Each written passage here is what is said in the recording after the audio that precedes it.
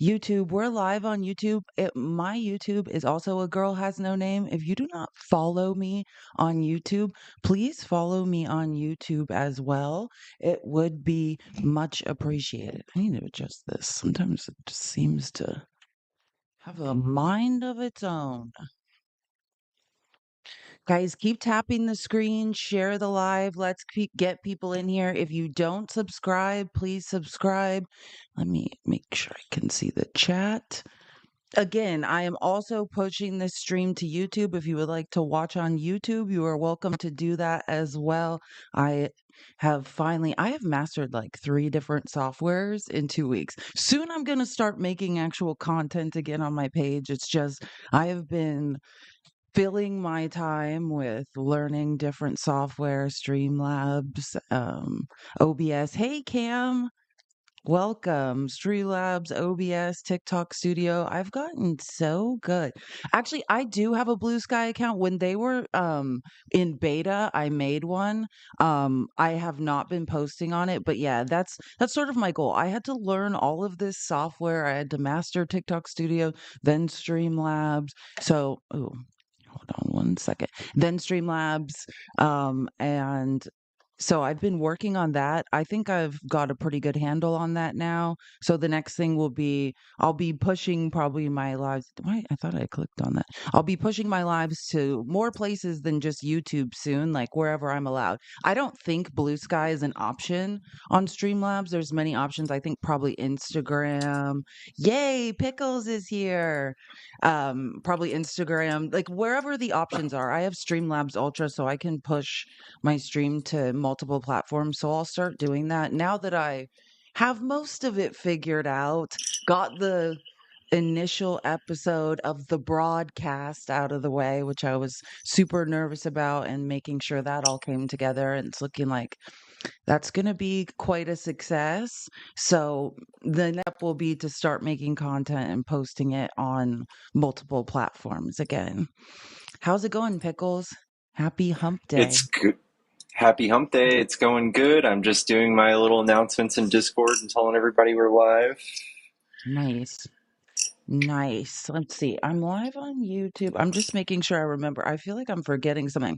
I actually just, while we're kind of waiting for people to get in here, guys, tap the screen. Again, this is Pickles Cash App and Venmo right here. If you want to support us, the best way is through Cash App and Venmo. Sully, hey, good. Why do I always want to say good morning? It is not morning. I've been up for hours. Good afternoon, guys. Hey, Sully, it's so good to see you. But if you want to support us, the best way is through Cash App and Venmo. This is mine. A Girl Has No Name, just like my handle. Same with Pickles. If you do leave us a message, we'll read it out, call it out throughout the show. I want to go back to more like dad jokes and like F Mary Banish to like funny messages are welcome, or anything about politics, whatever is on your mind. If you would like us to read a message out through the show, or you like what we're doing and would like to support us, you are more than welcome. And we would highly, highly welcome and appreciate it. Thank you so much, Zoe. You're absolutely amazing. Per usual. Oh, yeah. Again, I'm streaming also on YouTube. Please follow me on YouTube. It's A Girl Has No Name. Pickles, what's your YouTube? It's technically not made yet. Okay, no, it's okay. Yeah, Sorry to stress you out. Like, I hate when yeah. people are like, you should be on Blue Sky. I'm like, I can't even sleep. No, so sorry. I'm sure that's in the works, or we No, can all, both use mine. all of my almost all of my socials are the exact same. So Pickles Same. GGS. If you can usually find me somewhere, it's by that. I know. It's great when it works out that way. I hate when you have to change your name. While we're waiting for a few more people to join, I kind of wanted to go through this. Right before I started the live, this article this Midas Touch article was coming out. So let me just, I wanted to, wait, hold on. I thought this was a video. It is. Okay. I was like, I thought this was a video. It's this this is 12 minutes. Like, I covered this a little bit yesterday, not a little bit. I think Danny covered it quite well yesterday on the broadcast, but this is that guy that we were talking about. So Joel Leopard, he is this is the lawyer for the two girls. Joel Leopard is the guy who was hosting the sex parties, right? That Matt Gaetz was attending with Joel Greenberg, and they were allegedly trafficking underage girls, right? Okay. So this is wait, I think I'm saying it wrong. Yeah, Joel Leopard is the lawyer for the two girls. That's what I'm saying. Joel Greenberg's the trafficker. Oh, now I'm forgetting the guy's name whose house it actually is. I'll remember in a second. But I just, again, this just came out from Midas Touch. It came to my email. So, and I listened to some of it. I think this is good. President Gates paid my client, both of my clients, for sexual favors throughout the summer of 2017 all the way to the beginning of 2019.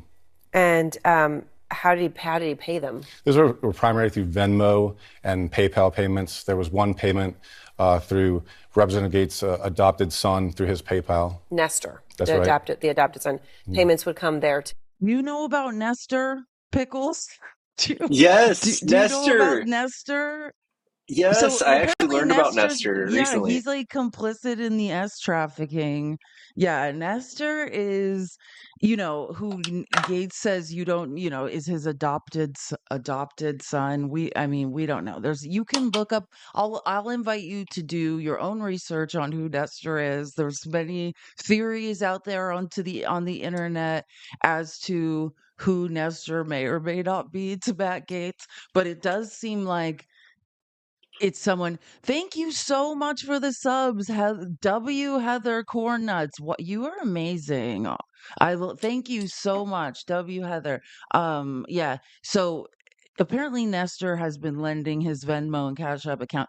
Isn't that I can't remember who I was talking about this with yesterday. Isn't it amazing how like Republicans are committing crimes, but their lack of like tech savvy knowledge is just Joel Greenberg basically got everyone caught because they're allegedly S trafficking children and not privating their Venmo transactions. You know what I'm saying? Like, they've got a they've got a tight operation running. Yeah, it's a tight operation. like, I mean, it's like the Republicans are mind-boggling. Nestor is way too close to Chester. Well, I mean, again, I invite everyone. I'm not going to speculate so much because I don't know if it's right or wrong. Sometimes I feel bad, but yeah, there are many theories out there as to who Nestor could possibly be to Matt Gates. Let's listen to a little more of this. Again, I'll start going through my outline in a second. This just hit my email, and I just wanted to listen to a little bit of it because it sounded so juicy. Donald Trump's cabinet picks are crashing and burning. And we saw just in the past 12 hours or so, the nomination of Matt Gaetz is a massive dumpster fire. I mean, look, we've heard now from the lawyer of many of these victims, frankly, you should call them children, who Matt Gaetz exploited. The lawyer's name is Joel Leopard.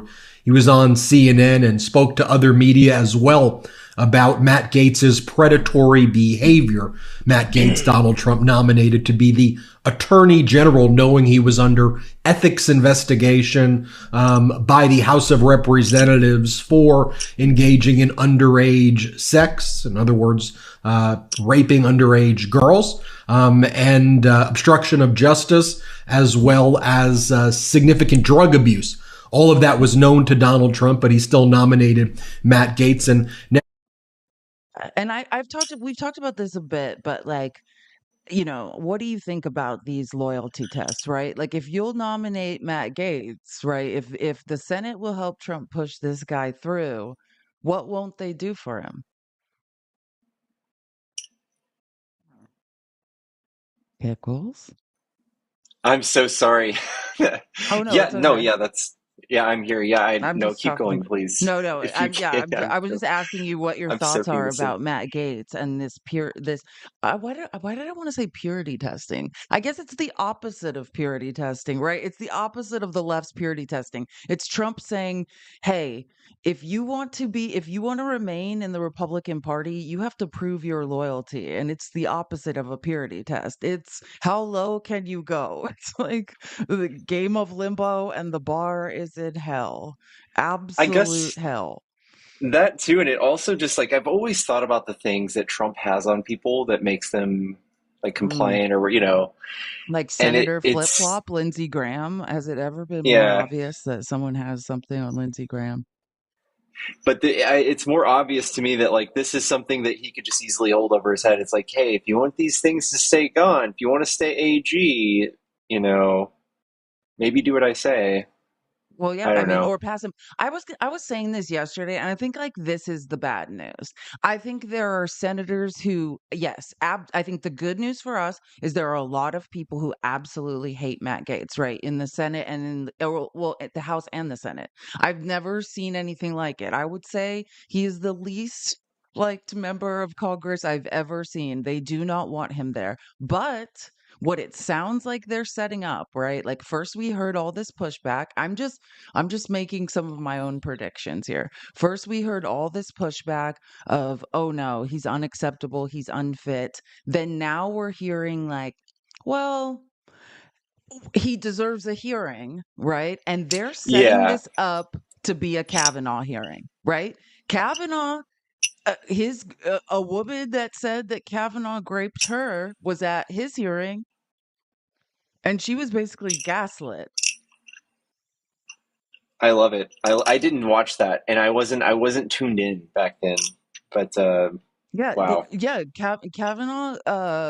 I mean, there's more than that. There's actually, and anyone can look this up. You can do a quick Google search on it and tell me how many. Like, because this was the headline. There were hundreds upon hundreds. When there's going to be a Senate confirmation hearing of any type, especially SCOTUS, right? They open like an FBI tip line on the person.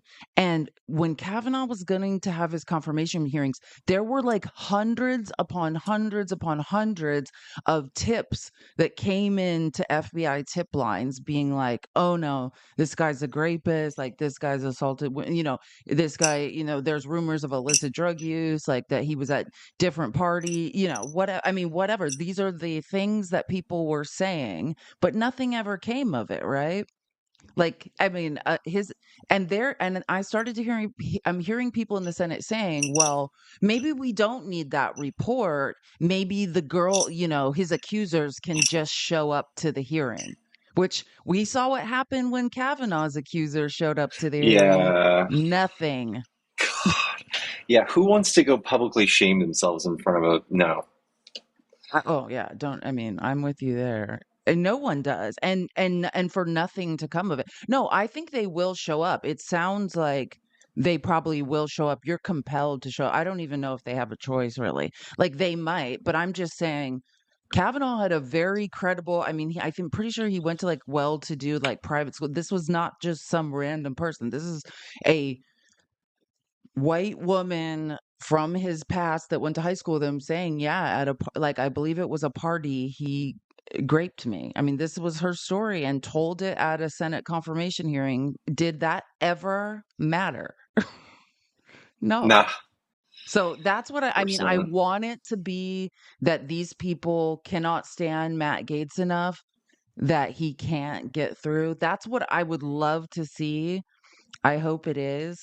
Oh, you guys, I know we shouldn't be doing this, but side note, I look adorable today. And can I just say, I was telling, oh, side note, sorry, it's Wednesday. I'm a little tired, so I'm just going to do this. Remember, I told you how we should all just start wearing tennis and golf clothes? This is a tennis dress. Don't I look adorable? Sorry, just That is throwing out dope. there. Yeah, and I'm just saying we should all wear tennis and golf clothes when in doubt. And when I start my professional pickleball career here any day, I finally yesterday, because I walk like 10 miles a day and I always walk past these pickleball courts, and I finally talked to two guys who were playing and I was like, well, can I please play? So I'm well on my way to becoming a professional pickleball player. Oh, Yeah. dang! Look at you. I'm very athletic. Like I was a Division 1 athlete. Those guys are lucky that I want to play with them. Then they're only like 65. So for pickleball players, like I think they're pretty young. Are gonna be on the best team ever. I'm gonna start live streaming my pickleball matches. That'll be intense. No, it Yeah, won't. I walked my dog for this week's exercise. That was my dose Is of that a once a week? It just vitamin D.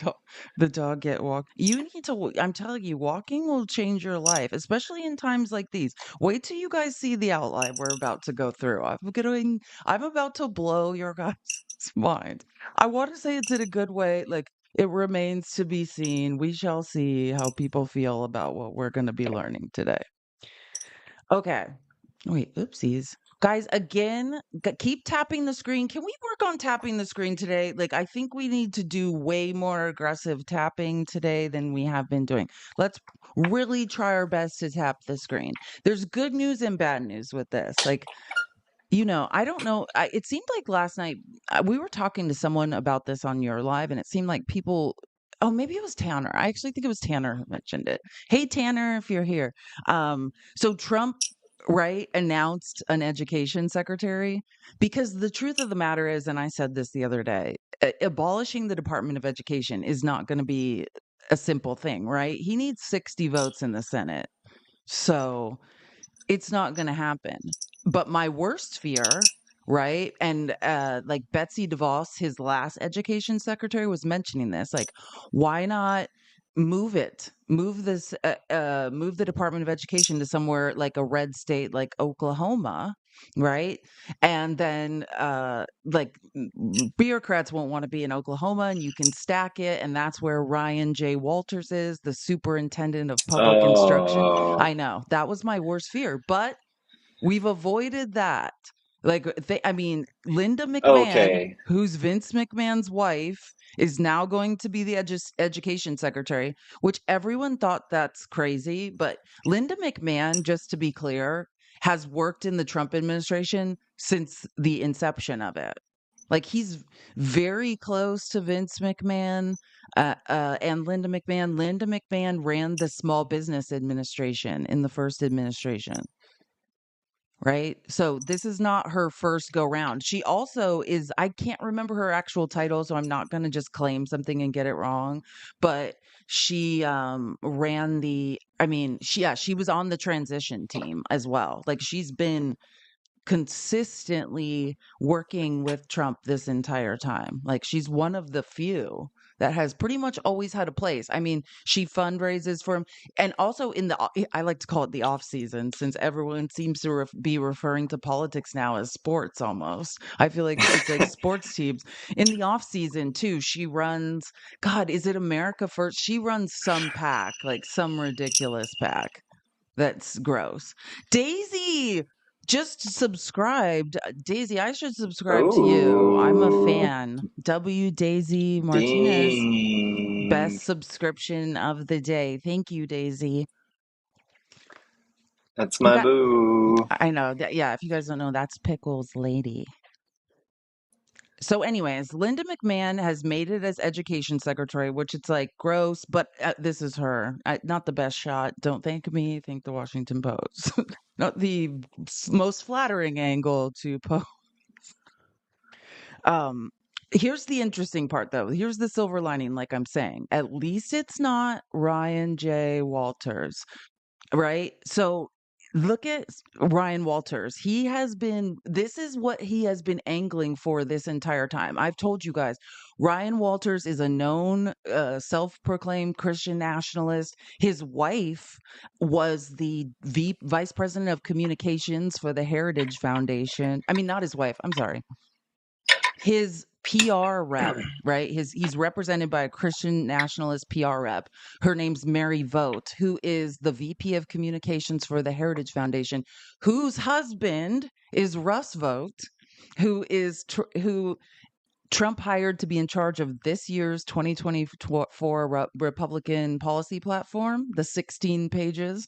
He also wrote the section in Project 2025 on consolidating executive power in the executive branch. Like, Oh I'm God. making the point that all these people are connected. Like, Ryan J. Walters did everything right. He connected himself to the right Christian nationalists. He worked on Project 2025. He did all the things, and he wanted to be education secretary. Thank you for subscribing, Ledford. W. Ledford. Appreciate it more than you know. And basically Ryan got passed over. And I think Ron Filipkowski said it the best. He spent all that taxpayer money on Trump Bibles and got passed over for his dream job by the wrestling lady. Can you guys see the text? Yikes. Can you guys see the text? Yeah, it's rendering. Yeah. What just happened? Yeah, I did not let anyone up here. I don't know how someone just was added to the live. Okay, cool. Just making sure we can. Thank you for subscribing, emotional support. Pickle. Love That it. was funny. I love that one. Okay, wait. So let me just remind you guys. I need to remind you guys because I played this. I think Monday, right? And then we had the broadcast yesterday. So again, my clip show is going to be Monday, Wednesday, Thursday, Friday. Tuesdays will be reserved for the broadcast with me, Mandy, and Danny. But this clip, right? Ryan Walters, this is while he's been auditioning for education secretary. Thanks for subscribing. W. Reba, thank you for subscribing. You are the best. He's been auditioning for education secretary. So what he did was he sent this video to every school district in Oklahoma and told them they need to play this in the classrooms. The two biggest school districts in Oklahoma were like, no, you weirdo, we're not playing this. But this is real life. This is what you have to do to try to get a job in Trump's administration. I'm not kidding. If you're not sitting down, you might want to sit down. And a hate. We've also seen patriotism mocked and a hatred for this country pushed by woke teachers unions. We will not tolerate that in any school in Oklahoma. We want our students to be patriotic. We want our students to love this country. And we want all students' religious liberty to be protected. I will now say a prayer. And to be clear, students, you don't have to join. But if you so wish, Bow your head, Pickles. Bow your head. Have My some bad. respect. Did you hear him? Students, you don't have to join. I'm going to go ahead and pray. Dear God, thank you for all the blessings you've given our country. I pray for our leaders to make the right decisions. I pray in particular for President Donald Trump and his team as they continue to bring about change to the country. I pray for our parents, teachers, and kids that they get the best education possible and live high quality lives. I also pray that we continue to teach love of country to our young people and that our students understand what makes America great and that they continue to love this country. Amen. We've also Why? What? I mean, Pickles, any thoughts on this? This happened Dude, Monday. what do you say? Live high quality lives. Live What? high quality lives. I don't think. Yeah. By the way, just to be clear, depending on like which list you look at, Oklahoma. This is the superintendent of public instruction of Oklahoma schools, who, by the way, Oklahoma is ranked, I believe, 48th or 49th, depending on 49th. depending on Yeah. which list you look at in education. So they are not living high quality lives. The children in Oklahoma.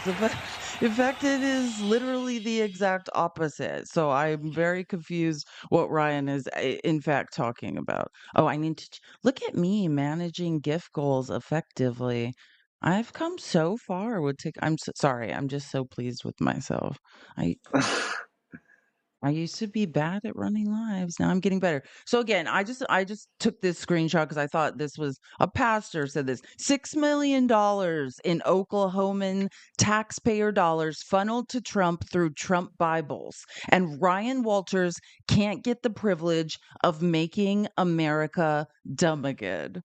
Because listen, so I mean, I want to be clear, and what he's saying, he's making a very good point that we need to point out, and this is the pattern. If you want something from Donald Trump, right? Malignant narcissists, as someone raised by one, are transactional. You want something from them, you give them something. Just like when you are from another country, then you spend money where? At Trump's hotels. You overpay for hotel rooms. You know, you find ways. Banks in China were renting space in Trump Tower buildings all last presidency, right? Like, if you want to line to Trump, you owe him something. So Ryan Walters, and I've explained this before, but I'm going to explain it again because it's very important we all understand. In Oklahoma, all the children in schools have tablets, right?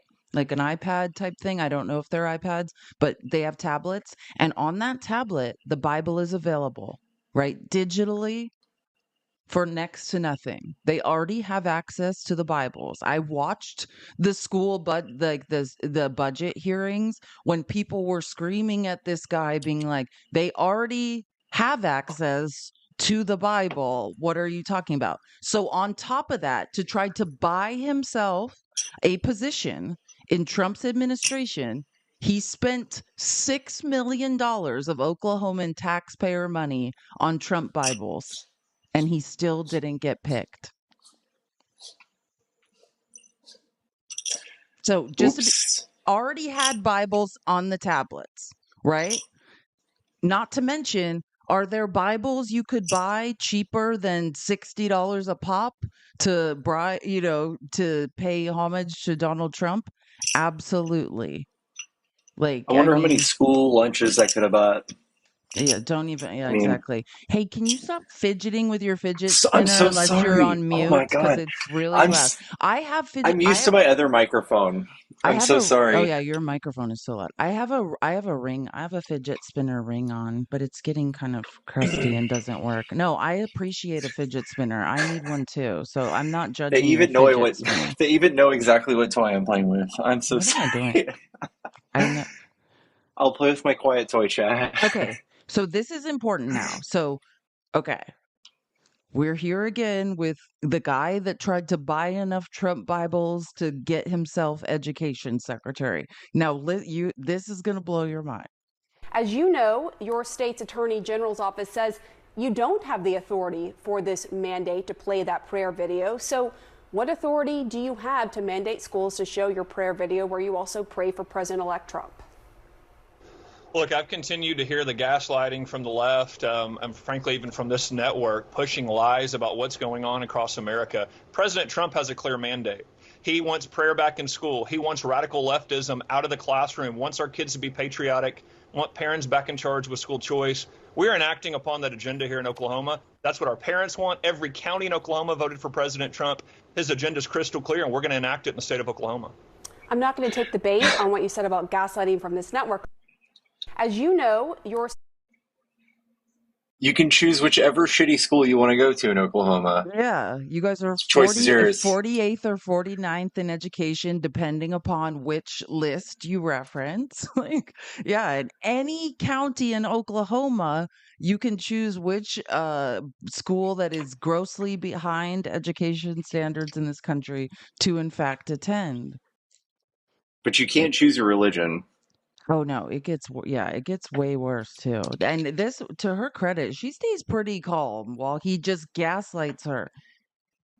Question, where is your authority specifically coming from? As you know, thousands of people, including parents who signed a petition to impeach you with more than 14,000 signatures at last check, say this is government overreach and you're taking control away from local parents, local school boards and parents over their kids. What do you say to that, and where is your authority coming from to enforce this prayer video to be played in schools? You know, I appreciate you pushing that left-wing narrative here, but here's the reality. It's not a left-wing narrative. I'm literally talking about a petition that parents have signed that's gotten more than 14,000 signatures that are raised this issue. Clear on religious liberty. The Constitution's crystal clear on religious liberty. I know the left doesn't want our kids to know anything about the role the Bible played in American history. They don't want any of our kids to know about the Constitution. Our religious liberties are protected, and the left has driven the Bible out of schools, driven prayer out of schools, and everything in education has gotten worse since. Before we had a federal Department of Education and we had the Bible and prayer in school, guess what? We were leading the free world. This was the greatest country in the world, and we have seen every statistic has gotten worse since the creation of the Federal Department of Education and the Supreme Court pulled the Bible and prayer out of schools. President Trump has won on this issue. He has a crystal clear mandate. It's what Americans want. It's what Oklahomans want. And so we're going to deliver on those on President Trump's promises here in Oklahoma. All right. First of all, the Constitution is not crystal clear on that. It doesn't have God in it. There is this establishment clause in the First Amendment, which the Supreme Court has routinely said it requires the separation of church and state and public schools. There are many cases hold on, I'm speaking. There are many cases where the Supreme Court has routinely ruled on that. You went after woke teachers and the radical left in your announcement for attacking religious liberty, but your critics are saying that by requiring Bibles in every classroom and requiring this prayer video, you're trying to impose your religion on students in violation of the Establishment Clause. They say the Constitution, scholars say the Constitution is crystal clear on freedom of religion, not enforcing one religion, your religion, on students. What do you say? Yeah, I mean, it is pretty clear, right? Like, and it is so delusional to say the left doesn't want anyone to know about the Constitution. I do want someone, you need to stop touching that fidget spinner. The left wants God damn it. the left wants freedom of religion. I actually fully support freedom of religion, right? But not what Ryan J. Walters is suggesting is that there's only one religion. And I mentioned this a little bit last time, which was just look into the Satanic Temple, right? I mean, Satanism is not really what you think it is anyways, but this is not about that. This is a progressive group that basically goes to red states. If you don't have, you can get really funny merch and like cards to go in your wallet that says you're a member of the Satanic Temple. And pretty much when people like Ryan J. Walters, this is one of the people they torment most, tried to do things like this and say, well, religion's going back in schools. Then the Satanic Temple is a bunch of progressive atheists who show up and they're like, great news. We would like to make a Satanic Temple club at every high school in Oklahoma. You know, they also create like AB clinics and things of that nature. So if you are in a red state where things like this are happening, I advise you to look up the Satanic Temple. Yeah, as people are saying they're a member. I'm a member as well. Yeah, I'm a member too. Yeah. You are? I didn't know Yeah. that. Cool. Yeah, look into it if you're, and then there's like local chapters that are doing different activism in different places so when the right-wing Christian nationalism is being forced down our throats, there you will find the Satanic Temple being like, oh great, because we have a religion we'd like to teach children too. Yeah, just look up the Satanic Temple. Just someone asked if you can find it, and just look up the Satanic Temple, and then like you can look up local chapters and events. But I would just start at the main website and just do research on it and see what they're up to and where they're doing it. You don't have to pay to join, I don't think. Like, you can sign up for their newsletter and, like, decide if you wanna be active in causes and things, no. But there's, like I don't know, how much was it? Was it, like, $50 or something, and you get, like, a Satanic Temple, like, membership card and, like, I don't know. It's just a way to donate to a Yeah, I don't know. nonprofit who's combating Christian nationalism, essentially. I donated 666. I just remember doing that and making a post about it. Oh, that's awesome. Yeah. Let's talk about Oklahoma history, because Oklahoma is 48th in the country when it comes to education. It's ranked 48th in the country. Your critics say the money that you're spending on the Bible, I'm putting Bibles in every classroom, you've asked for $6 million, should be spent in other ways to better educate the students, because they're very worried about where Oklahoma is ranked in the education system. What do you say to that?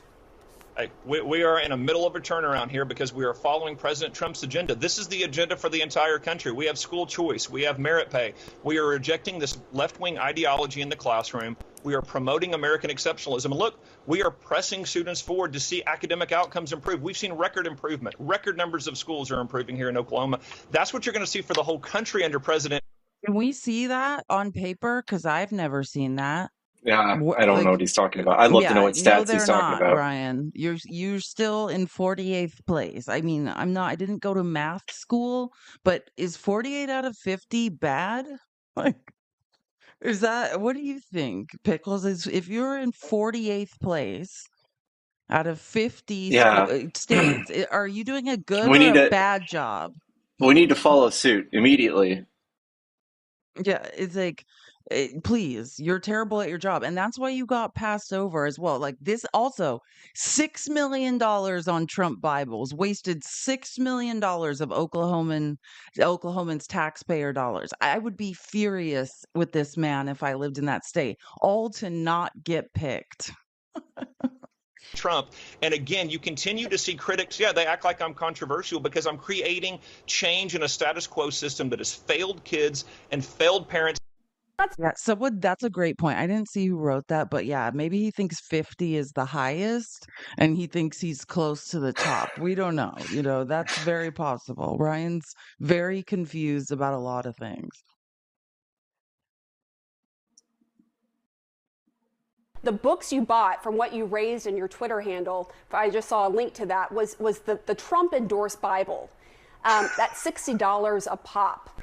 There are many Bibles available that are less than half of that. Why are you using the Trump endorsed Bible? What do you say to critics who argue this is clear-cut political pandering right here? What I would tell critics is we're going to teach American history in Oklahoma. So that includes the Bible, the Declaration of Independence, the Constitution and Bill of Rights. They are. So just notice that has nothing to do with the question she asked. I've already explained, and what they were screaming at him about at the budget meetings is the kids have the Bible on their tablets already. We're asking you why you spent $6 million on Trump Bibles, and I suspect it was to try to buy your way into education secretary, and you failed at that. You still did $6 million and you couldn't get picked. All included in this Bible that we've purchased. The Bible will be back in every Oklahoma classroom. President Trump is bringing. Why the Trump Bible, though? Why not a cheaper Bible where you could save a lot of money in taxpayer dollars? I just told you. All of those documents are in this Bible that we purchased for our kids so that they could understand the full context of the founding documents. So we have the Bible, the Constitution, Declaration of Independence, Bill of Rights. These are all so important in our students understanding what makes America the greatest country in the history of the world. And again, look, the media doesn't have to like it, but the reality. The media doesn't have to like it. Nobody likes it. Wow. You wasted $6 Ultranationalism. million. How do we hold this guy accountable? Like, I mean, I don't know what is going on in Oklahoma. I mean, don't get me wrong. There were people very angry at this budget meeting, but what are we actually going to do to stop this guy? Okay. Oh man, this is even more interesting. So, you know how we're always talking about Project 2025, and then we have to hear from MAGA that they have Trump doesn't know anything about Project 2025. Well, he's appointed now Brendan Carr as the FCC chairman, right?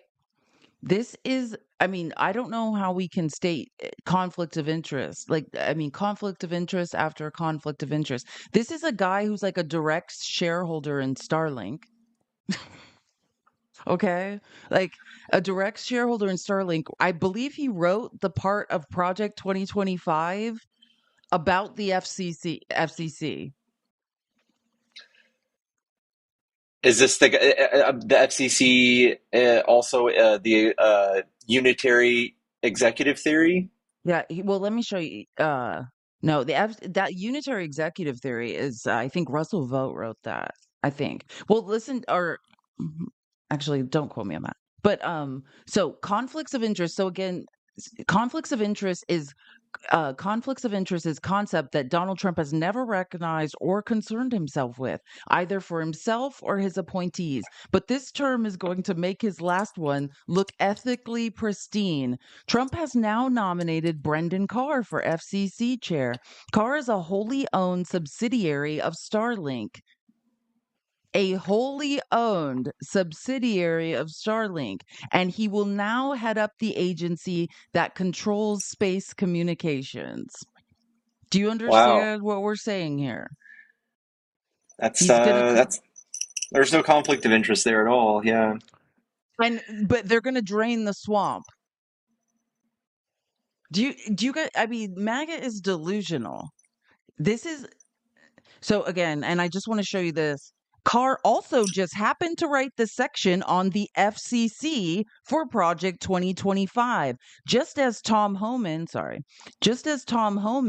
wrote the section on in Project 2025 on the border. And this is something, again, all of this is available in the Discord. If you would like to join our Discord, everything I'm showing you in these lives is available in the Discord in the live sources section.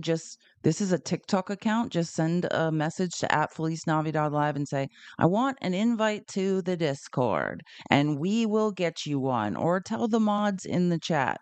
This is something I think we need to do a really better job of communicating. This is one of the easiest ways to point out to MAGA that they got.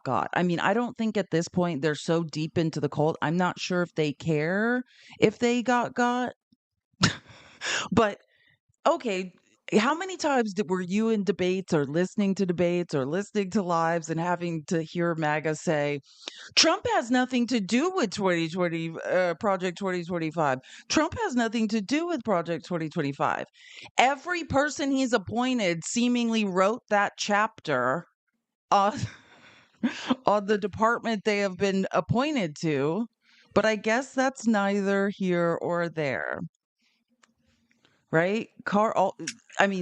This guy wrote the Project 2025 chapter on the FCC. I can't wait. I think we should do a live and just specifically just force MAGA to address these things, Pickles, like in debates. Yeah, I'm snipping this right now for that. Carr made the following statement after the nomination was announced. Broadcast media have the privilege of using a scarce and valuable resource, our airwaves. They're already doing it. They're already threatening the media. In turn, they are required by law to operate in the public interest. When the transition is complete, the FCC will enforce this public interest obligation. What they're doing right now is threatening the media. That's what they said they would do in Project 2025. This is, you, MAGA, you got. This is very Yeah. embarrassing. I mean, you guys already knew that though, right? Like you just wanted to get him elected. I mean, you have to be used to at this point being cucks. It's got to feel very natural. Guys, if you don't follow Pickles, please follow Pickles. Again, this is Pickles Cash App and Venmo.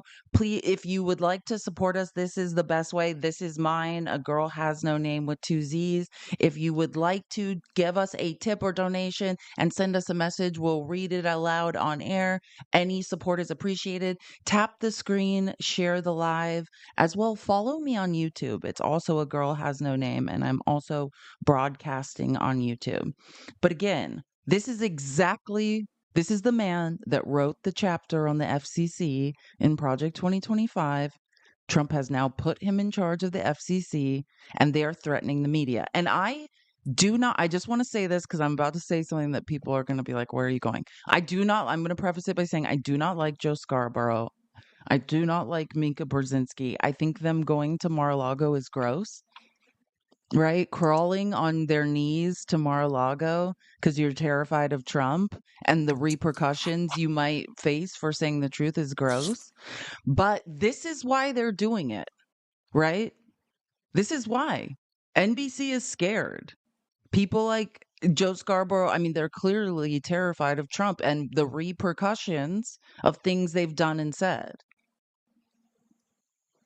I was just about to say that. Yeah, one of Hassan's YouTube videos yesterday was him saying CNN likes Trump now. CNN likes Trump now. And that, See, yeah, this is yeah. this is why this makes sense. The Yeah. parent and sorry, it's escaping me right now, but the parent company of CNN, the day after Trump was elected, was saying, "Oh yeah, antitrust laws be damned, Hollywood's ripe for mergers." These are high up CEOs who are excited for deregulation. So mergers that never would have gotten through under the Democrats because of antitrust laws, they're counting on deregulation and they're going to consolidate, right? It's disturbing. But again, I don't forgive. We're going to talk about that next. As far as the Joe Scarborough stuff. But I just want to say this is what Trump is basically fulfilling a promise to come after the media. FCC do to help legacy media? There's a lot the FCC can do. Broadcasters are differently situated than other speakers. They get free access to a valuable public resource, the airwaves, and they're licensed by the FCC. And the exchange for that is they have to serve the public interest. I think it's important that we take another look at that and we reinvigorate it. There's also a news distortion complaint at the FCC still having to do with CBS, and CBS has a transaction before the FCC. And I'm pretty confident that that news distortion complaint over the CBS 60 Minutes transcript is something that's likely to arise in the context of the FCC's review of that transaction. For FCC do to help legacy media? There's a lot the FCC. Literally, they're making, I mean, these are implied threats, right? CBS, watch out. Watch out for what you've said, right? And everyone's already primed for this. If you're on the right, you're ready to see them go down. You're ready to see whoever Trump hates go down, and you're going to be fine with it. You're going to be stoked about this. Which is, I mean, it's just more and that's what we need to do a good job of pointing out, is like in debate or with our families. And again, there's no good way. And actually, I was meaning to say this, so I'm glad I just remembered it right now, right?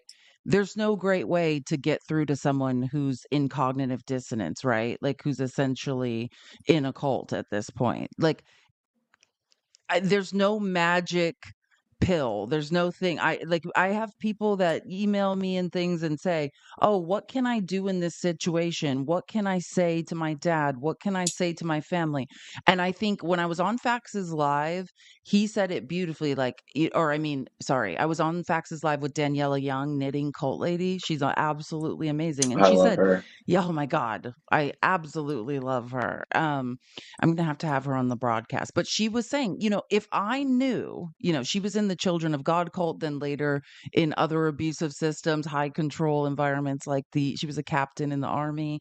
And she said, if I knew how to get people out of a cult, if I had the magic formula, I would be rich. Right? Like I wouldn't, I would bottle it and I would sell it and I would be rich. There is no magic pill. We just have to keep providing information, look for these cracks, right? And when these cracks open up and you see someone like a little bit of a light bulb go on, we just need to be there and be ready to provide information. Like that's essentially the best that we can do. I love the broadcast too. Thank you. I know. We're so excited about it. We were talking this morning. I think the sky is the limit with that. Why does that keep every time I open a shared album, it closes again? That is the one thing about TikTok Studio and casting on my iPad with videos that is kind of annoying. Okay. So, and then it resizes every time, which gets old.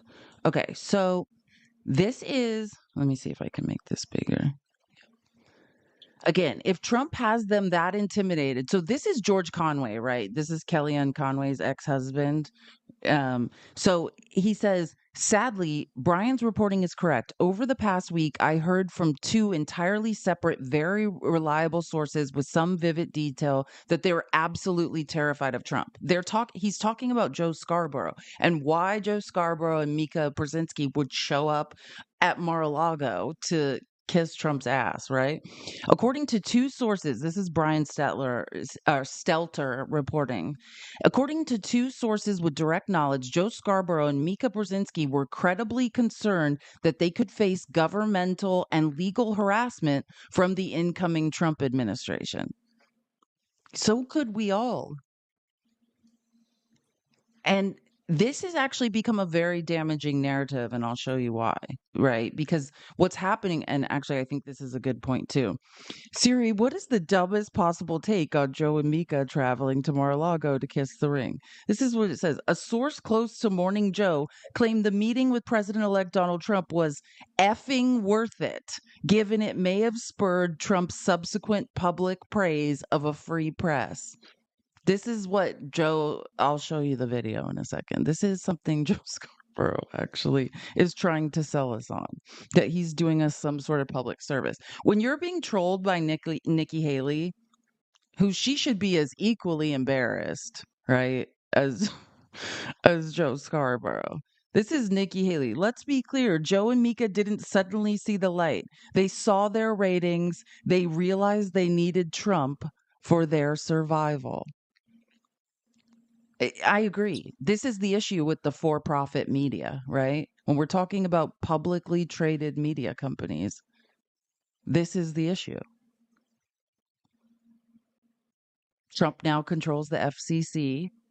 They are all very worried about what that means for them. And so any sort of ideology is out the window, any sort of belief system, right?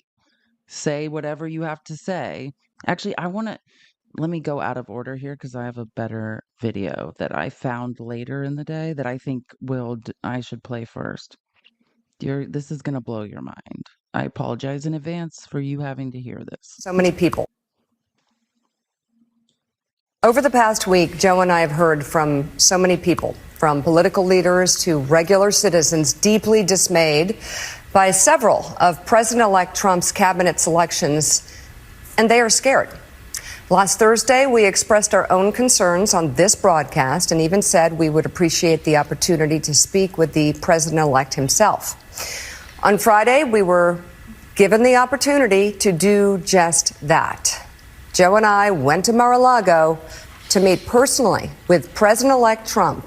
It was the first time we have seen him in 7 years.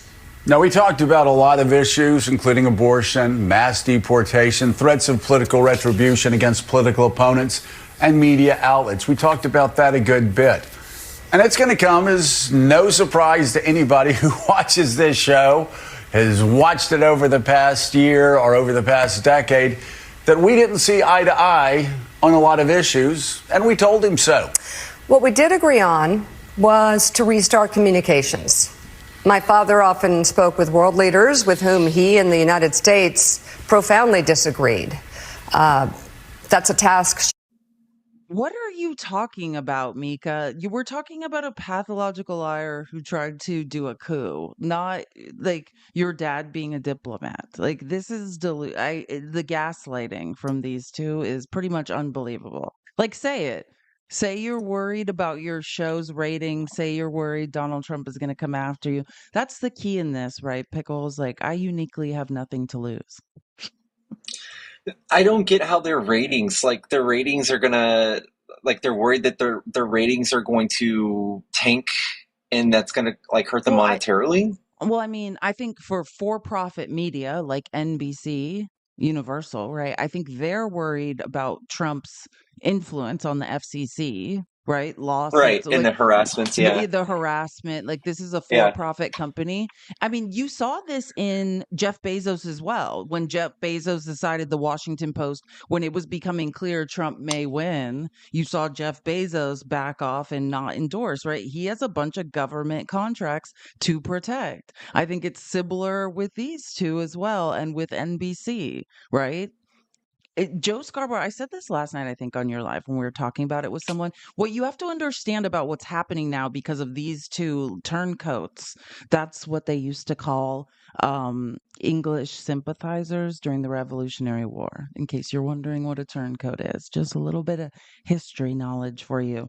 But all day long for the last 48 hours on Fox News, they are running clips of these two talking to Trump about these two crawling to Mar-a-Lago on their hands and knees. And it's already showed up in debates on TikTok. The narrative from Fox News is, and ironically, these people, MAGA always says, I don't watch Fox News. Well, you certainly are nailing the narrative, right? The narrative from the right wing is, well, if Joe Scarborough and Mika Brzezinski showed up to Mar-a-Lago to kiss Trump's ass, all of that stuff they said before must not be true. Yeah. Right. Yeah. Remember this from last night? How many different times did we hear this faulty line of logic? Yeah, and it was about them coming into the White House and Biden greeting them and being kind and civil. And they're like, see, them saying he's a threat to democracy, and now it's all smiles and handshakes. And I don't know. Yeah. And the first time I heard this narrative, which I think this is being pretty like pumped now. I have ADHD and I have an ADHD chair. Thanks, Cam. Cam's in the comments. Thanks to Cam and other people that raised money for me so I can sit in it like 25 different ways. So I'm just adjusting because my legs are falling asleep. If you don't know what an ADHD chair is, I'll have to show you guys later because it's amazing. Anyways, yeah, so the line of logic we were hearing last night, I actually remember his name. I think his name was Chris Mitchell, was, yeah, because Mika and Joe Brzezinski showed up at Mar-a-Lago. That's the same thing as nice to Trump in the White House when they met in D.C. last week. And that's also the same thing as Chuck Schumer smiling and talking to Trump. And I was like, so the line of logic is now from the right is because Democrats are showing civility. And I say this is different. This is a for-profit situation, right? These are people that are scared of losing something, scared of losing ratings, scared of being sued, scared of losing monetary gain, of being harassed by Trump and Trump's administration and the FCC, right? That's separate from a peaceful transition of power. But literally the new rhetoric is basically like, because Democrats are peacefully transitioning, because they're smiling and talking to Trump, because they will shake his hand, every single thing we said prior to the election must in fact not be true. And I mean, the way to combat that is just to say very clearly, like, all I've done prior to the election was state facts. The thing about facts are they still remain true after the election, right? And I'm noticing this weird phenomenon, which that's why I now say it seems like politics is becoming a sport. It's like, and they're like, well, red won. Do you know what I'm saying, Pickles? It's like the argument when you just say, hey, I was stating facts before, regardless of who wins a presidential election, those facts remain true. And then the response is, but red won. Yeah, they say somehow this validates all of our beliefs. This is like, and it's also even worse because it's the first time they've won the popular vote in so long. So like, it's even more so like giving them this idea that they're overwhelmingly right, that we were wrong all along somehow. Exactly. That's the response. Like, by winning an election, that somehow invalidates that Trump's a criminal, that Trump's a convicted felon, that Trump is an adjudicated rapist. And what we have to lovingly, calmly explain to these people is, no, Trump is exactly who he was before the election. You guys got, bless your hearts. And the truth remains the same after the election, regardless of people's inability to do any research or find the truth for themselves. Shared by reporters and commentators alike. We had not spoken to President Trump since March of 2020, other than a personal call Joe made to Trump on the morning after the attempt on his life in Butler, Pennsylvania. In this meeting, President Trump was cheerful. He was upbeat. He seemed interested in finding common ground with Democrats on some of the most divisive issues. And for those asking why we would go speak to the president-elect during such fraught times, especially between us, I guess I would ask back, why wouldn't we? 5 years of political warfare has deeply divided Washington and the country. We have been as clear as we know how in expressing our deep concerns about President Trump's actions and words in the coarsening of public debate. But for nearly 80 million Americans, election denialism, public trials, and January 6th were not as important as the issues that moved them to send Donald Trump back to the White House with their vote. Nobody better ever watch this show again. What are you talking about? What? Do you know what I'm saying? I've never, like, how make it make I mean, I'm used to being gaslit 24 hours a day by the right, but this I will not stand. Like, you will I mean, I just want to be clear. I've not watched this show for years. I already knew that I did not respect any thought process of Mika and Joe because they are fair weather people. They will change their mind with the wind. They don't stand for anything. But I can't. Sorry you guys had to see that, but I refuse to be the only person being gaslit by these two.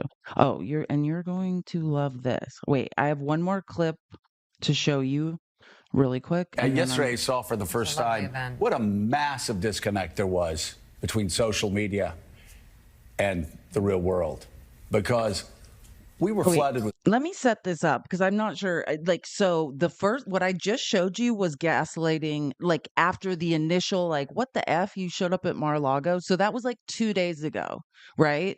And the initial wave of people being like, what the F are you two doing? This is him like yesterday. And I mean, as the gaslighting tour continues. Phone calls from people all day, literally around the world. So basically, I just want to be clear what he's saying. He's saying all of us, I guess, on social media are delusional, and that in the real world, real people are contacting him, I guess, by the landline telephone. I have no idea what he's talking about. And letting him know that they're happy that he went and crawled on his knees and kissed the ring at Mar-a-Lago. There was between social media and the real world, because we were flooded with phone calls from people all day, literally around the world. Very positive, very supportive, going, understand what you do, et cetera, et cetera, et cetera. But once in a while I would get a text or a call from someone and go, oh man, I hope you're doing okay. And I call him back and I go, well, Eddie Glaude was one of them. I go, Eddie, are you on Twitter? And he goes, I am. I go, okay, well, I'm not. So we've had a good day. Mika just had a wonderful event, and it's fantastic. We're going to do all of us are going to do the best we can do, and we're all working towards a better America. Take it day by day. Day by day. And again, you can predict the future by shaping the future. But he looks so shifty and shady. He looks so guilty. No, the place of privilege these two are sitting in, right? These are two extremely affluent, right, people who are not going to be the reason they crawled on their knees to Mar-a-Lago is they're scared, right? Women are being unalived. Women don't have bodily autonomy right now. And he's saying we all need to come together and gaslighting us, and we're working towards a better future. A better future for who? Not America. We're all being robbed. We're all doing slave labor, right? We have billionaires holding Trump's hand in the White House. Nothing's going great for us, maybe for them. And again, this is from Ron Filipkowski's like daily updates, like the Resistance HQ updates. So it says Joe and Mika from MSE's Morning Joe inexplicably traveled to Mar-a-Lago this weekend to patch things up with Trump and, quote, restart my communications with Trump. Trump repeatedly accused Scarborough of unaliving a staffer in his district office to possibly cover up an affair and has called Mika dumb, and ridiculed her plastic surgery. Gross. I guess legacy media feels they have to humiliate themselves for access and ratings because that's what this is. Count me out.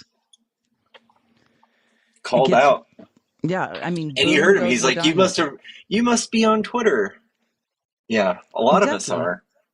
And this is what Trump told Fox. I want you guys to know 24 hours a day, this is what people are hearing. Trump told Fox, quote, I received a call from Joe Scarborough requesting a meeting from him and Mika, and I agreed. We met at Mar-a-Lago on Friday morning. Many things were discussed, and I very much appreciated the fact that they wanted to have an open communication. In many ways, it's too bad that wasn't done long ago. More from Trump on the meeting, quote, they congratulated me on running a great right wing media and social media influencers, all mocking Joe. Oh, sorry. This is different. Sorry. I just remembered. I didn't put the rest of that screenshot in. So this is separate. Right wing media and social media influencers, all mocking Joe and Mika for kissing the ring and surrendering to Trump. They are getting trashed from both sides, which they are, right? They're being mocked on the right. And the right is using it as evidence as, I guess Trump's not a threat to democracy because these two must have just been saying it all along and never really meant it, right? Willing to accept the he fooled us narrative after 2016 with much skepticism, but the willingness for viewers to leave that in the past is likely gone forever now. And this is even more so. The spin they put on it was also pretty pathetic. That's what Mika was trying to talk about, right? Mika comparing it to her dad meeting with foreign leaders as national security advisor. Mika Brzezinski's dad used to be national security advisor. That's what I'm trying to say. These are very privileged, very 1% people, right? These are rich people that have an interest in staying rich. These are not our type of people, right? These are not people in the trenches who, are going to be uninsurable if they make pre-existing conditions a reason to deny you for the Affordable Care Act.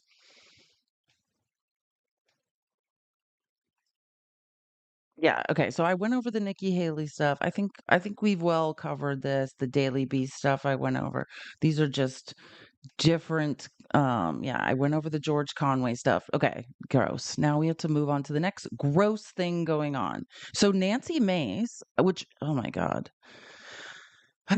This is the other thing that's going on Fox News. It's been the Joe Scarborough. Well, I guess if Joe Scarborough and Mika like Trump now, we don't need to worry, and none of this. There's nothing to worry about, and everything they said about Trump during the election was just talk for the election. Trump's not a threat to democracy. The second thing is Nancy Mace, who is probably at this point one of the grossest people in Congress, introduced a measure. Right? Sarah McBride, one of the most intelligent people in Congress, right? Our first member of the trans community to be elected to the House. They've introduced a bill, right, to ban Sarah McBride from using the women's restroom in Capitol Hill. Nancy Mace introduced this bill, and then Margarine jumped on board. And I agree with this take from Ron Filipkowski. Nancy Mace, always thirsty. This is what she does. Do you guys remember when she had the scarlet letter A on her chest? And it was very clear she'd never read the scarlet letter because she would have known that she is essentially S-shaming herself at that point. And she does stuff for media coverage. She's like, how can I get a bunch of media coverage? What can I do? Oh yeah, I can discriminate against the first transgender member of Congress. That will get me a ton of play in right-wing media. Listen to this. She posted 83 times in 22 hours about her resolution to ban her new trans colleague, Sarah McBride, from using the women's bathroom in Capitol Hill. I know some of you aren't on X and you're not watching Fox News, you're not watching Newsmax, you're not watching OAN, you're not watching Real America's Voice like I am. This is all people are talking about. Pickles, if you are wondering why last night when we were debating, all we kept hearing about where trans issues and who's in what's Yes. who's in whose bathroom. This is why. Yeah. And again, Nancy this is Mace. not a real issue. This is not a real issue. You This is just the think? way. Yeah. It's absolutely absurd. And I'm going to say this again, and I'm going to say it over and over. The way we have to message this is how embarrassing, right? Because first of all, well, there's two things. There's the fact that this is just a tenet of fascism, right? There has to be an othering, right? We've just think about the other used to be black people, right? In America. But now, let's say, I think it's pretty widely accepted. Hey, we may be regressing, but I think it's pretty widely accepted that slavery's bad, right? We're kind of moving away. I mean, not in prisons yet, but, enslaving black people has finally been seen as like, I guess we need to move on from that, right? But that used to be the othering in this country. How can we oppress and enslave black people? Remember, then it moved on to what? I mean, many things, but Yeah. The gay marriage is one. LGBTQ. Yeah, and Yeah. LGBTQ. Now we're othering them. Remember Prop 8? Remember how it used to be like marriage is a man and a woman? I don't, I'm not in my America. Well, it's getting weird to be that big of a bigot too, right? Gay marriage is kind of a thing that has to be accepted. So And now, then and then it was the kids. It's like, keep it away from the kids. Like, I'm cool with gay people, but don't be in our face about it. And then it was that. Yeah. exactly, And good one. yeah. Mm-hmm. And And who do now you it's the think jumped? kids and the Yeah, it's the drag kids. queens. And Well, yeah.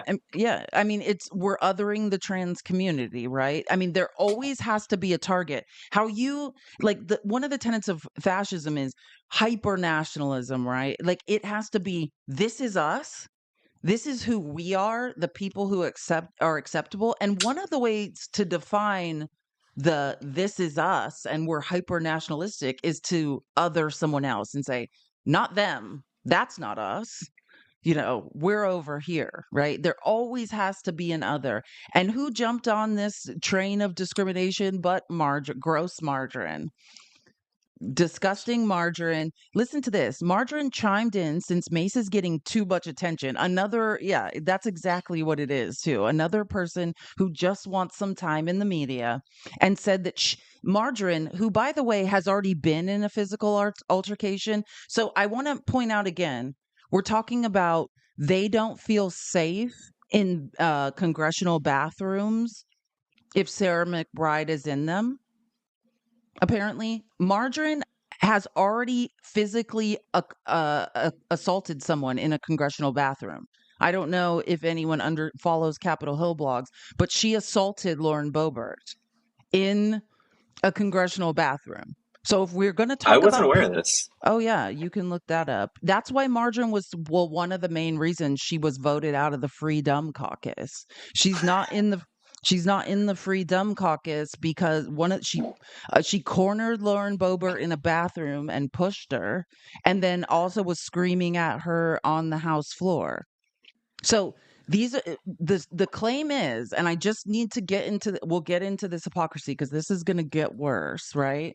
Is Nancy Mace, and I've touched on this and how much I cannot stand her because of it. As a victim of first of all childhood essay, but also grape in general, Nancy Mace has long said she used to be pro-choice, or let's say not pro-choice, but close to pro-choice before she moved crazy right to the Free Dumb Caucus, because she says, like, I've been graped. I have PTSD. Hey, so do I. Surprise, we share that in common. And she says, I will never let men into women's spaces, right? That's Nancy Mace's claim. Now, meanwhile, I showed you guys clips on Monday of this same woman defending Matt Gaetz. Matt Gaetz is a child trafficker. Children cannot consent to sex. Her argument is, I've been raped, I have PTSD, I need to be in safe spaces. Meanwhile, is all over the news propping up Matt Gaetz' AG nomination. Now, let's do a quiz. Who can think if we're worried about men and women's spaces when they're changing, who can think of somebody who entered women, and not just women, children, right? Young girls' spaces while they were changing. Now, who was that? Oh, it was Donald Maybe, Trump. yeah, in the 1997 Miss Teen USA pageant. Ring a Yeah. bell? Are we following the line of logic? So when you hear people saying this, or when you hear it being brought up, how dare Nancy Mace? How dare Margarine, someone who attacked someone in a Capitol Hill bathroom, talk about their safety in a bathroom? Do you know what I mean, how dare they? Are we getting how hypocritical this is at this point? These are two people. Margaret actually assaulted a woman in the bathroom on Capitol Hill. And we have Nancy Mace, who says, I'm a victim of rape and SA and I have PTSD and I need to have safe spaces, while in the next breath defending a child S trafficker and a guy who brags about entering women's spaces of young girls while they're changing. These people are a joke. Like, we are in an actual joke. This is Mike Johnson. Oh my God. Just. Look, I'm not going to get into this. We welcome all new members. Did you hear that? What the reporter asked? I don't even want to repeat it, but the reporter asked, is McBride a man or a woman? Oh my God. This is at a press conference. With open arms, who are duly elected representatives of the people. I believe it's a command that we treat all persons with dignity and respect, and we will. And I'm not going to engage in silly debates about this. There's a concern about the uses of restroom facilities and locker rooms and all that. This is an issue that Congress has never had to address before, and we're going to do that in deliberate fashion with member consensus on it, and we will accommodate the needs of every single person. That's all I'm going to say about that. Yes, sir. So that was him, like Wednesday morning when they do their press conference. I mean, Tuesday. I think this was Tuesday. Yeah, yesterday morning. He got a bunch of backlash because that's not crazy enough, right? That's too inclusive. So Mike Johnson got in I trouble. was just about to say that was They kind of crucified decent him. of him. Yeah, Wow. they crucified him. He had to circle back on this, but then this is right after that. Now, again, I'm telling you, I've told you what Nancy Mace is doing and the ridiculous line of logic. Let's let Nancy tell you. Today and last night for fighting to protect women and girls, it's ridiculous. So if that being a feminist makes me an extremist, I'm totally here for it. Is this effort in response to Congresswoman McBride's coming to Congress? Yes, and absolutely, and then some. I'm not going to stand for a man, if someone with a penis is in the women's locker room, that's not okay. And I'm a victim of abuse myself. I'm a rape survivor. I have PTSD from the abuse I've suffered at the hands of a man. And I know how vulnerable women and girls are in private spaces. So I'm absolutely 100% going to stand in the way of any man who wants to be in a women's restroom, in our locker rooms, in our changing rooms. I will be there fighting you every step of the way. So edgy. Ooh. No, this is the hill we die on. The hypocrisy of every cabinet pick of Donald Trump. The men have been accused credibly of SA and rape, child S trafficking. Trump himself brags about going into women's changing spaces. Yeah, and this is we need to ask ourselves, minors, children's changing spaces, and she has the nerve to say this with her full chest. These people are a joke. Yeah, she's just being the loudest one in the room. This is exactly how MTG and Boebert somehow accrued, $40 million in their first term, being the dumbest, most unqualified people in the House, somehow accruing that amount of wealth. This is how you do it. It's absolutely ridiculous. Okay, so again, remember I told you how Mike Johnson, that was his first statement and it didn't really age well with people. So here he is to try being a little bit more of a bigot. Hello, everybody. I just want to make a statement for all of you here and be very clear. I was asked a question this morning at the leadership gaggle, and I rejected the premise because the answer is so obvious. For anybody who doesn't know my well-established record on this issue, let me be unequivocally clear. A man is a man, and a woman is a woman, and a man cannot become a woman. That said, I also believe, that's what Scripture teaches, what I just said, but I also believe that we treat everybody with dignity. And so we can do and believe all those things at the same time. And I wanted to make that clear for everybody because there's lots of questions. But that's where I stand. I've stood there my whole life, and those are facts. So what are these special? This is so important. He had to have a separate He's like, press by the conference for way, this. I just got crucified for not being a big enough bigot, so I'm here to be a bigot real quick. But also, by the way, I make a hypocritical statement about unity after I was just a giant bigot. Also, I'm supporting a bunch of S offenders, child S traffickers, grapists, and SAers all around me. And there's nothing hypocritical about any of this. Yeah, and throw in a mention of the Bible. Like, yeah, he's a respectful bigot. Thank you, Angie. That's true. A respectful bigot, and I think this is really the point. I love Jared Ryan Sears, but Republicans continue to not to understand there's a difference between biological sex and gender. Right? Maybe if they utilize the American education system instead of trying to destroy it, they would be able to understand such simple words. Yeah, no, this is science, right? I mean, that would be, they'd have to have a working knowledge of evidence-based science, which we know they absolutely cannot stand. Yeah. So again, this is Nancy Mace, and trigger warning, this is Nancy Mace on Laura Ingram's show yesterday. The left will say in response to what you just said is, well, it's horrific that you were subjected to any abuse or assault, any of it. But are you intimating that this new congressman-elect would somehow assault you in the bathroom? That would be the argument. The idea of a man walking into a locker room where I'm changing is actually, it feels like assault. I'm a victim. You think those young girls who Trump did that to at the Teen USA pageant felt assaulted? Trump literally bragged about it. He literally bragged about it. He confessed to it and bragged about it, right? Grab them by the pee, right? Because if you're rich, you can do that. That's the line of logic you have to take when you hear this absolute BS demonization of the trans community.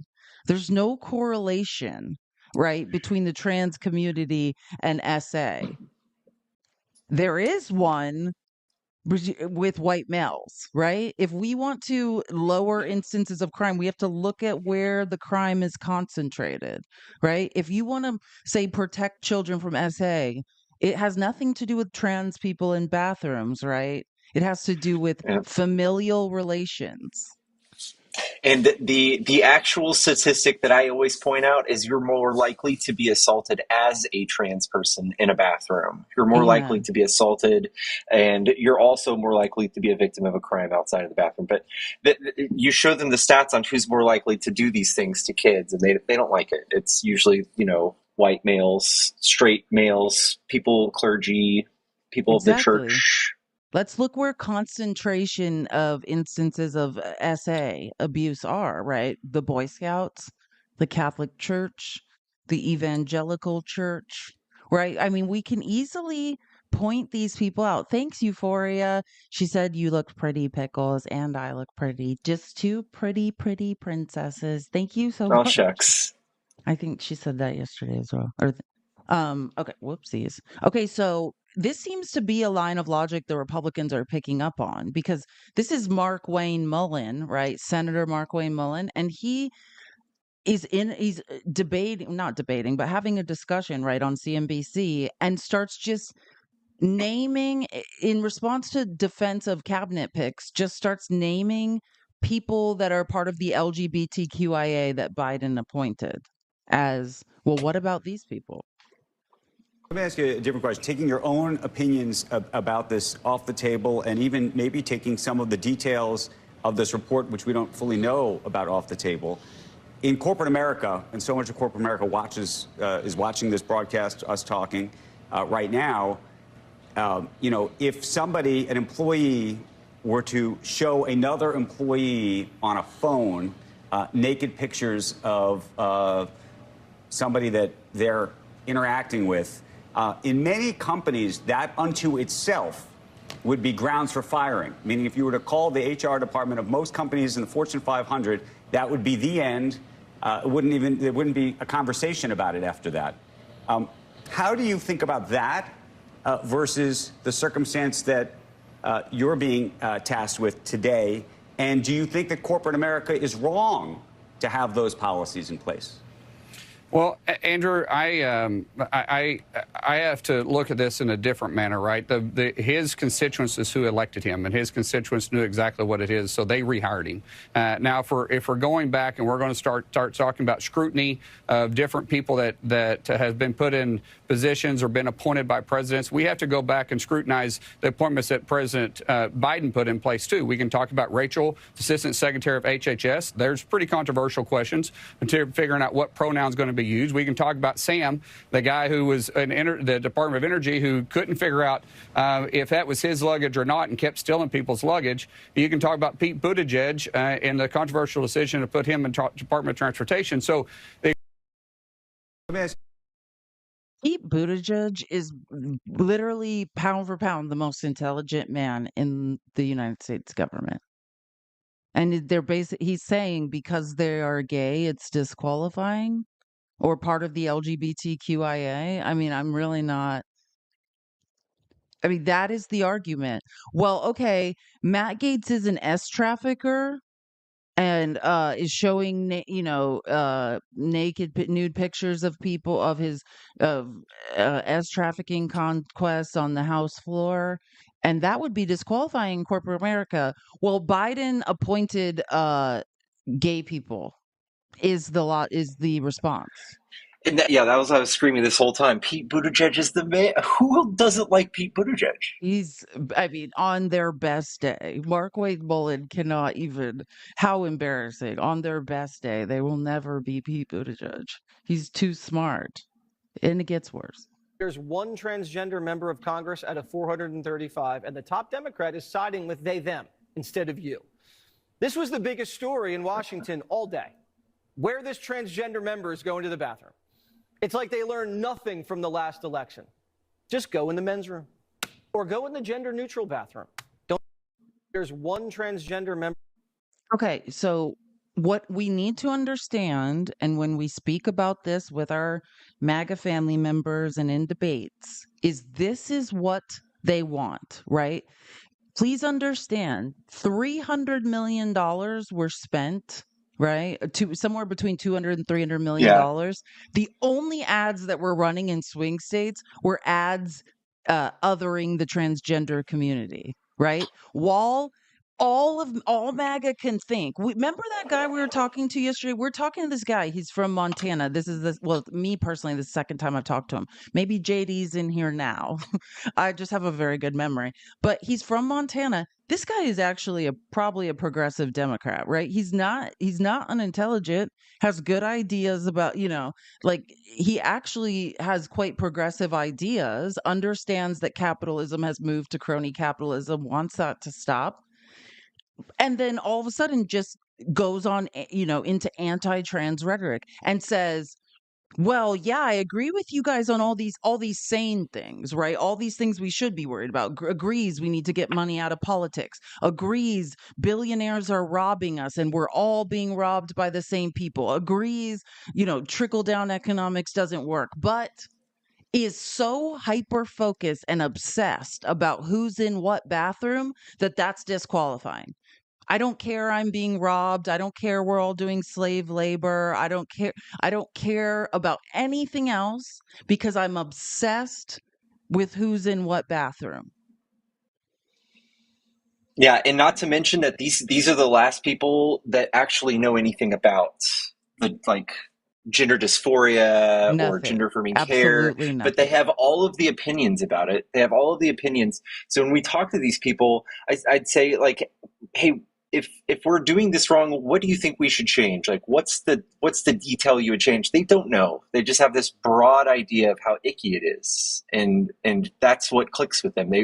They're running these ads for their knee jerk reaction, not because they want that they care or that they want to pass legislation that would help anybody.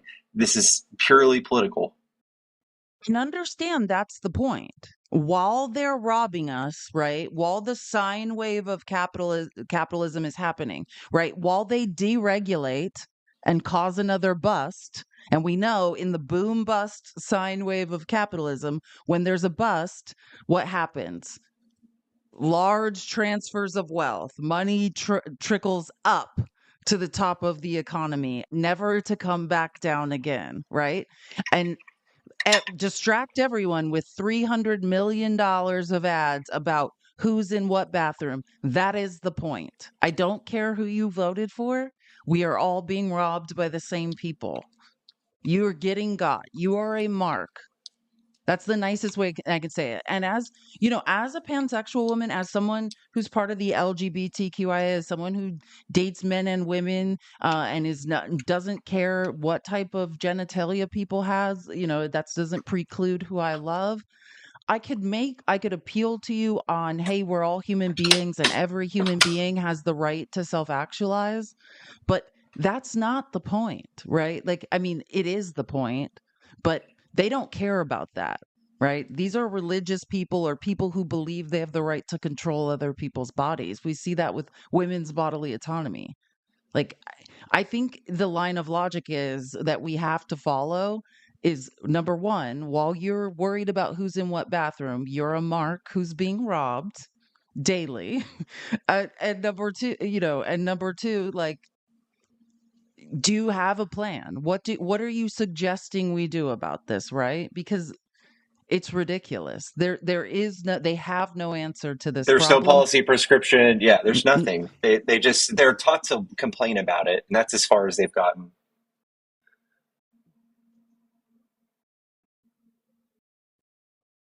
The press is so lost, they're covering the first transgender congressman or congresswoman. I guess they were born a man and now claim they're a woman. And this person wants to use the women's room on Capitol Hill. And ABC News decided to take sides. You can guess whose side they took. Here she goes. Here's Congresswoman Mace. Congresswoman Mace, can I ask you a question as you walk here?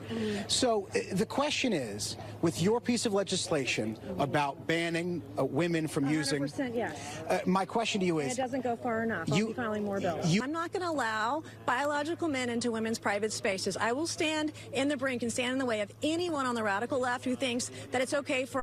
No, just Republican men who are rapists and child traffickers. They can assault women. She will protect them. The real people who are assaulting women, that's fine. We'll allow them into women's spaces and we'll protect them once they have been found liable by a jury of their peers of assaulting a woman. We'll protect them. But look over here. Right? Pay no attention that you're being robbed, that all these other things are going on while I follow a false line of logic and dehumanize a group of people. This is a story I know. It's a story. I hate Jesse Waters so much. I know. And think about it. This is 24 hours a day. And I said this yesterday, I touched on this Monday, and I think I touched on it last night when Pickles and I were debating again. What no one is reporting on while this is happening, if I have to hear one more uneducated MAGA person have a conversation with me about Trump said no tax on overtime. This week, nobody's reporting on it, or last Thursday, a Trump-appointed judge in Texas struck down Biden's plan to help people who make under $58,000 guaranteed overtime. They struck it down. There's not going to be any no tax on overtime because you're not getting overtime. That's what you don't get. And why would the media report on that? They don't want to pay overtime. They're a for-profit corporation. They don't want to pay wages. Nobody knows that. But meanwhile, We're all trying to monitor where people, go to the restroom. I'm so tired of it. We have real problems. And this is Hakeem Jeffries at his press conference addressing this.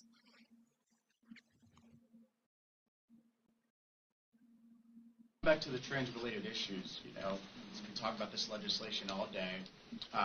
Should there be accommodations made for trans members of Congress, and if so, what should they be? As Catherine Clark indicated, the notion that this incoming small House Republican conference majority is beginning to transition to the new Congress by bullying a member of Congress. This is what we're doing.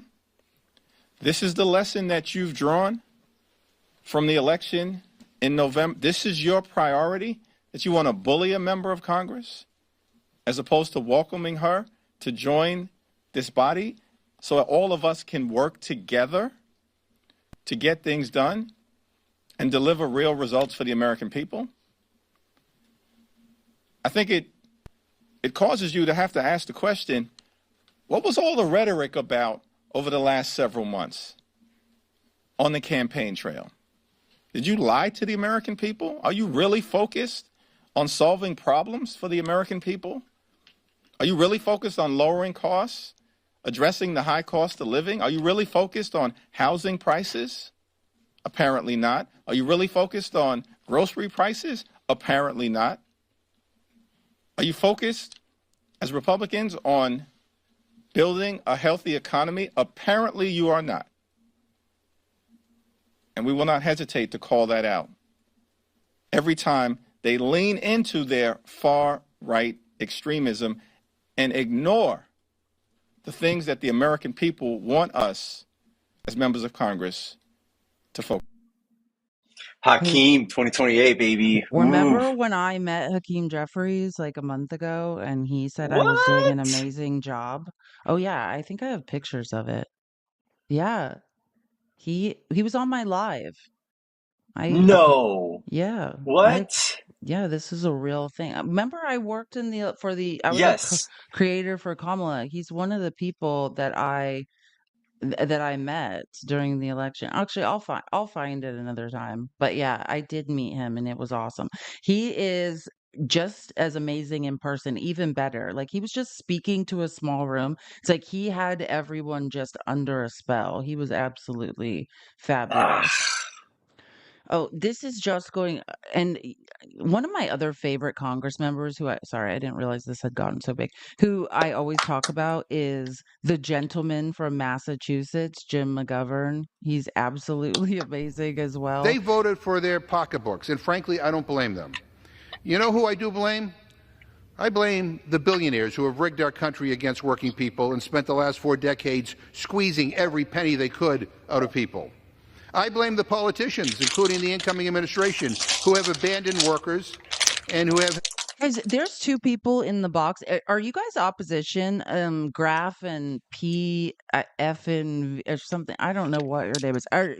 Mods, can someone, whoever's a mod, can you guys see who's in the box? Hey, Pickles, it's so loud when you're typing. I'm so sorry. I'm done. Yeah. Well, just mute when you're if you're doing. I suck. Okay, gotcha. Yeah. Is there?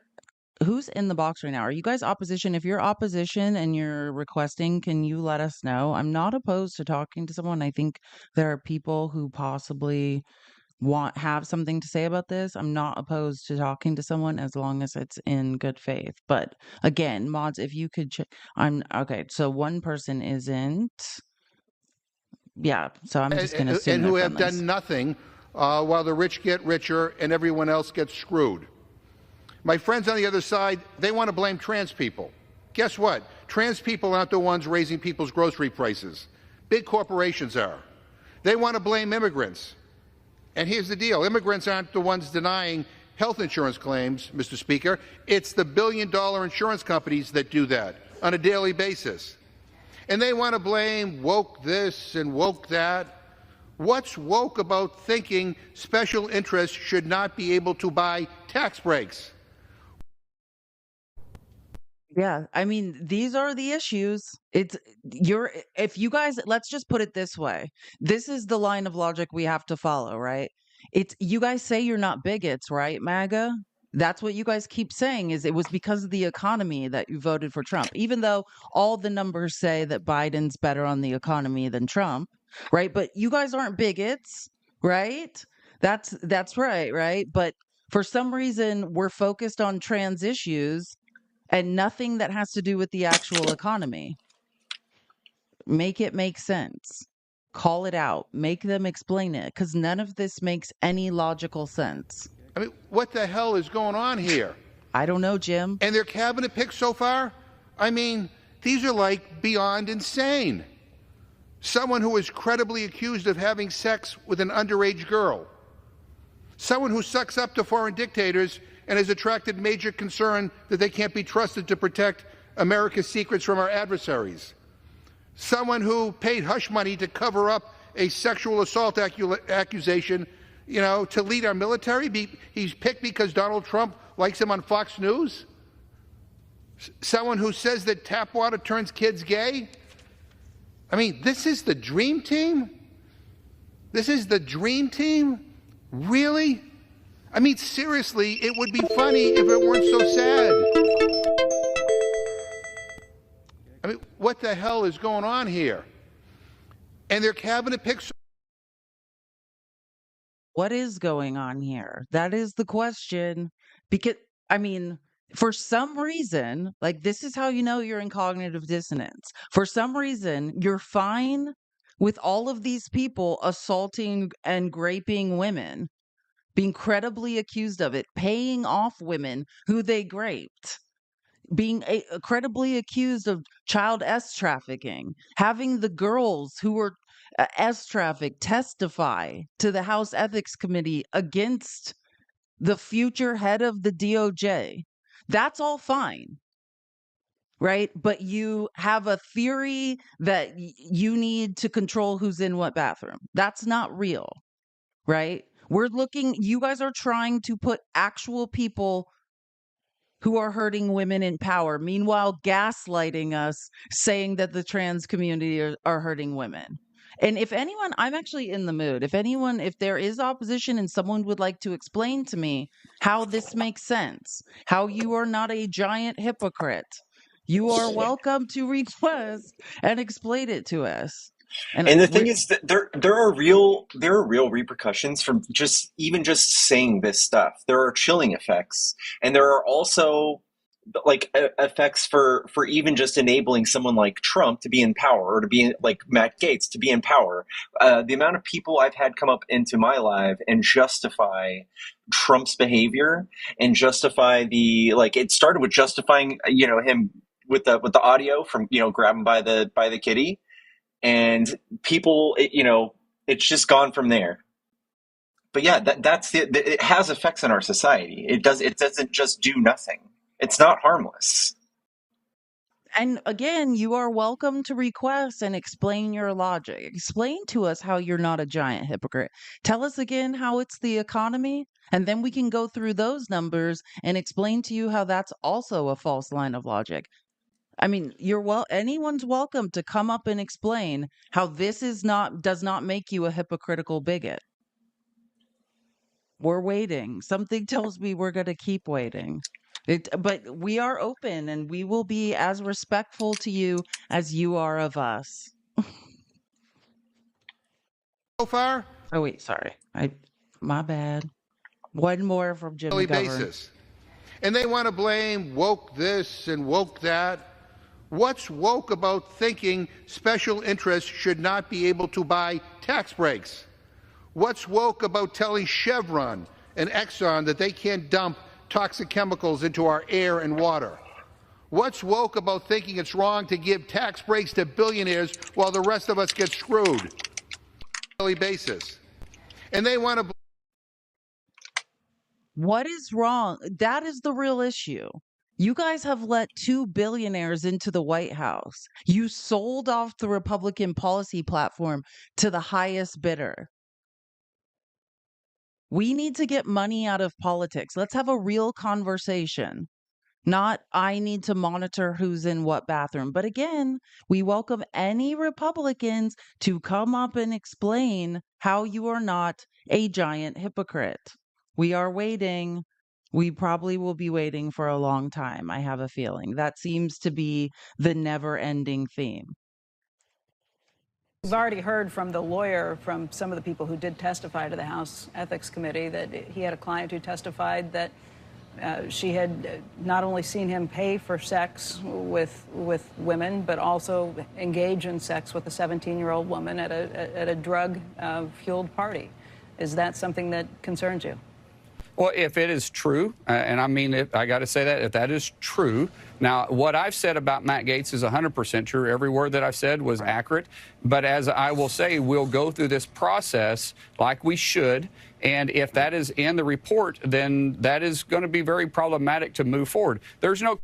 You see the shift in rhetoric? This is one of the people that hates Matt Gaetz the most right here. And he's already shifting. He's saying, we're going to have the hearing. At first, they're like, oh, we're going to release the report. I'm telling you, they're probably not going to release that report. That's what I think. They're going to have those the people who are accusing him at that hearing, and they're going to gaslight him like they did the woman that said that Brett Kavanaugh raped her. And they'll confirm him anyways. And like we learned, right? As long as the House votes to recess, Trump can force the Senate to adjourn for recess appointments. Like they're already angling to put a child trafficker in charge of the Department of Justice. This is real life. And didn't we get a leak of someone hacking some of the testimony? Yeah, it's yeah. So just to be clear, what was hacked in that case? Because it's not. I don't think it's what people think. So there's many different investigations. There was an FBI investigation into Matt Gaetz. That's not what was hacked. There was the Joel Greenberg. He is the trafficker. He's the Michael Cohen to Trump's crimes. To Matt Gaetz's crimes. Joel Greenberg is in jail for trafficking. He helped Matt Gaetz get these girls, right? He is in jail for 11 years, like Michael Cohen went to jail for Trump. That is another investigation and trial. That's not what was hacked. Now, what did happen was Matt Gaetz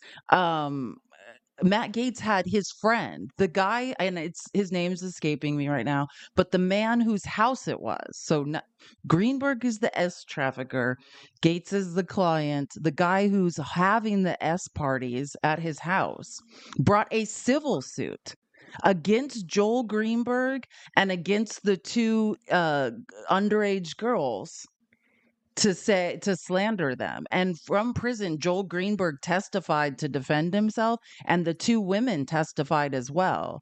And those are the 24 exhibits that were hacked yesterday and have been leaked.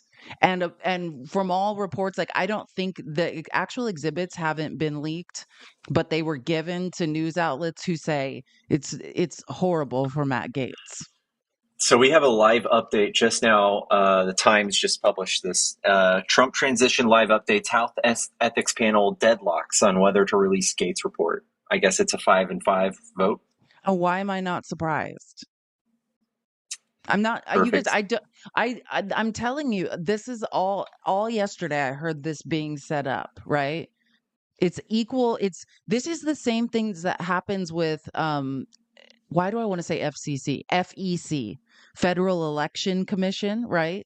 When Trump's doing all these illegal campaign finance things. Well, the Federal Election Commission is even Democrats and Republicans. So they just deadlock all the time and nothing happens. This is what happens with these things. It's the same thing with this ethics committee. It's half Republicans, half Democrats. I don't know if there's a tiebreaker or what will happen. But yeah, I'm telling you, they're setting this up. Matt Gaetz was making calls. This was being reported yesterday that Matt Gaetz and Trump were making calls to people in the Senate saying Matt Gaetz is confident he can defend himself in the hearing. He wants the hearing. They're going to smear the accusers if they show up, just like they did to Brett Kavanaugh, the woman who said Brett Kavanaugh raped her. Matt Gaetz wrote, "The lawful, consensual sexual activities of adults are not the business of Congress." Exactly. It absolutely is. Just to be clear, they have released these reports before. They released the report of a man who just had an affair on his wife, and said, everyone needs to know. It's so unethical. This man had an affair. We have to release this report. So these reports have been released in the past. Guys, tap the screen. Please gift Pickles. Make sure we're gifting our guests. I do appreciate him being here. Again, this is Pickles, Cash App, and Venmo. This is mine, A Girl Has No Name. If you would like to tip or donate to us and to help keep our research and our shows going, this is the best way to do that. Or please give TikTok gifts. We appreciate it. Or subscriptions are amazing as well. Join the team. And again, if you want to join the Discord, all of these clips I'm showing are in the Discord. If you need a link to the Discord, message. This is a TikTok account at Feliz Navidad Live. Just message it and say, I need a link to the Discord, or raise your hand in the chat and a mod will get you a Discord link. I find it interesting that. Sorry, go ahead. I didn't mean. I was going to say, just to be clear, I just looked it up. The age to be an adult in Florida is 18. Yeah. I believe the legal age for consent is 18. Okay, that's a good. I'm actually surprised. Yeah. If you said 16, I would have been I'm surprised. They're probably looking into lower than that. Thank you for subscribing, Taurus. W Taurus, thank you for joining the team. So again, this is another Freedom Caucus member, Anna Paulina Lunatic, representative from Florida and Matt Gaetz sympathizer. So another woman who's going to gaslight women who have been the victims of SA and somehow justify Gaetz being the head of the Justice Department. I find it interesting that these actual allegations come out at peculiar timing while he's being nominated to be the Attorney General. To be clear, I do think Matt Gaetz. These did not just come out. Thank you for subscribing, Just for Laughs. W Just for Laughs. Thanks for subscribing, Chris. Yeah, these did not just come out. I feel like I am in the Twilight Zone. This has been going on for years. Do you guys remember last year when Kevin McCarthy was no longer speaker and Matt Gaetz called for the motion to vacate? And why did Kevin McCarthy came out and said, the only reason I am not speaker, Matt Gaetz said a bunch of BS. The only reason I am not still speaker of the House is because Matt Gaetz demanded that I kill the ethics investigation into him for child trafficking. And I said, no, I'm not going to do that. I can't. I remember that. I remember him saying that. This has been going on for years. Joel Greenberg's been in jail for years. Yeah, this has been going on for years and years, and that's always what Republicans say. Oh, this is just coming up now. No, it has absolutely not been coming up now. We're still waiting, though, for a Republican to explain to us how this makes sense. How while shoving through nominations of actual men that have assaulted women, right, somehow we need to worry about who's in what bathroom. I'm still waiting to make sense of this. I'm sure there's a Republican out there who can somehow respectfully explain. Regular dude, are you opposition? I just saw you request. Can you just say op or yes in the chat if you're opposition, and I will let you up. I just want to make sure we're only taking opposition currently. Yeah, yes. Okay, cool. Cool. Just as soon as this opens. Hey. Good evening. How are you? Good. How are you? Good. You look beautiful tonight. Oh, thanks. I still feel like it's morning. It's so weird. Anyways, what's going on? Nothing. Just watching this. Not really sure how it's going to play out. I think Sonny Holston had to come out and say that the investigation was 3 years long, which I think is quite extensive for something that somebody would have evidence on, and that the case was closed with no charges being brought. So, is this a matter of case closed?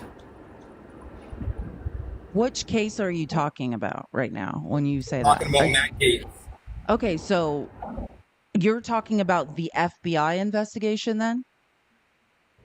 I'm talking about the allegations that were made against him in SA, Well, and the case was the closed. case that's been closed is the FBI investigation, right? And then separate from the FBI investigation, there's an ethics committee investigation in the House, which is completely separate, where they actually got the girls to testify. As I understand it, in the case of the DOJ in that investigation, there were some witnesses who didn't want to testify. There were some roadblocks. But the House didn't have that problem, right? They have all of their witnesses participating and cooperating. So that's what I'm saying. There's two separate investigations. When we talk about releasing the report from the investigation, that's the ethics committee investigation. Yeah. So again, Matt Gaetz has been credibly accused. We're not just talking about witnesses, right? These are women who say, hey, I saw my underage friend. I went outside in the backyard to go to the pool. I looked to the left. I saw my 17-year-old high school friend having sex with Matt Gaetz. If you had an adult friend that was in the same situation, would do you have a wife? Would she be cool with you hanging out with that guy? Yeah, I don't think so. But I don't know, lately I don't really trust anything I hear or read. From either side. I think everyone's just trying to, cope and blow smoke. You're saying that these girls are liars. Was Tara Reid a liar? Yes, she was found to have perjured herself, and then she fled to Russia. Well, she did. Yeah, no, she did perjure herself. That is true. But I will say, I think that anybody accusing anyone with SA, I welcome there to be an investigation, which to Joe Biden's credit, that's what he said about Tara Reid. He said, anybody making an accusation of SA should be heard. She fled to Russia, right? So we're what talking happened about with the 3 women. years? We're talking about children, but anyways, we're on one line of logic. We're talking about children. So my answer to that is anybody who's saying that they've been inappropriately assaulted by a man, yeah, they should be heard. That's my answer. Right. So they had a 3-year investigation against him, and what happened? They were actually about to release it, and that's when Matt Gaetz resigned from Congress. And he's right, but resigning from a job doesn't stop criminal prosecution. So what happened with the case? It changes their authority on what that means for them. So they have no right to disclose it now that he's not in Congress. So he evaded that. Right, but this was a charge against him as a civilian, right?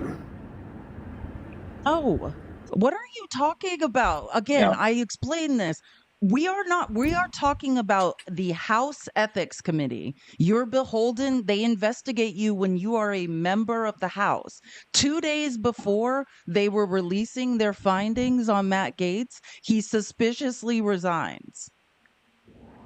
Well, I know that if he had probably been convicted, not convicted, but if the evidence was there, it would have leaked out. That's what was going to happen. It was gonna. That's what happened. That's what we were going to do. What's stopping it from being leaked out now? There are people who hate him. Because there's a whole presidential cabinet on the line, and they're being politically pressured because there's 5 Republicans and 5 Democrats in that committee. Those 5 Republicans are being pressured not to vote to release it for obvious reasons, right? So when he goes for his when they try to pass him in, are they going to bring this up?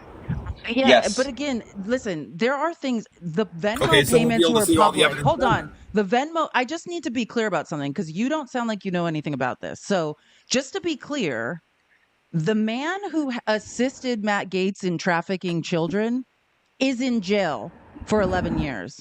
Now, the analogy I'll give you to that is when Michael Cohen, because Trump was president, Michael Cohen went to jail for Donald Trump's crime. Michael Cohen did not have sex with Stormy Daniels, right? He just facilitated paying her off to keep her quiet, right? That Joel Greenberg was a facilitator. That's not why Michael Cohen went to jail. Michael Cohen went to jail for tax evasion. I'm not done. No, that's not the only reason he went to jail. But you're not drawing a direct line. No, that's not the only reason he went to jail. You are wrong, sir. So that's completely incorrect. Again, He is What named. was the charges Okay, against Michael Cohen? let me help you out here.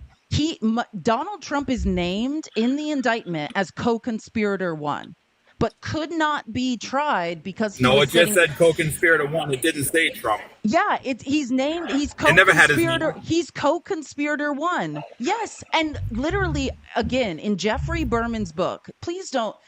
Listen, I'm going to be as respectful as possible, but I'm getting frustrated because you have no idea what you're talking about. So again, Jeffrey Berman, who was in charge of the DOJ office in New York, right, who was being forced out by Bill Barr, and they were trying to make Jeffrey Berman cover this up. In Jeffrey Berman's book, he talks about directly being pressured by Donald Trump's DOJ and directly Bill Barr to remove Donald Trump's name from that indictment.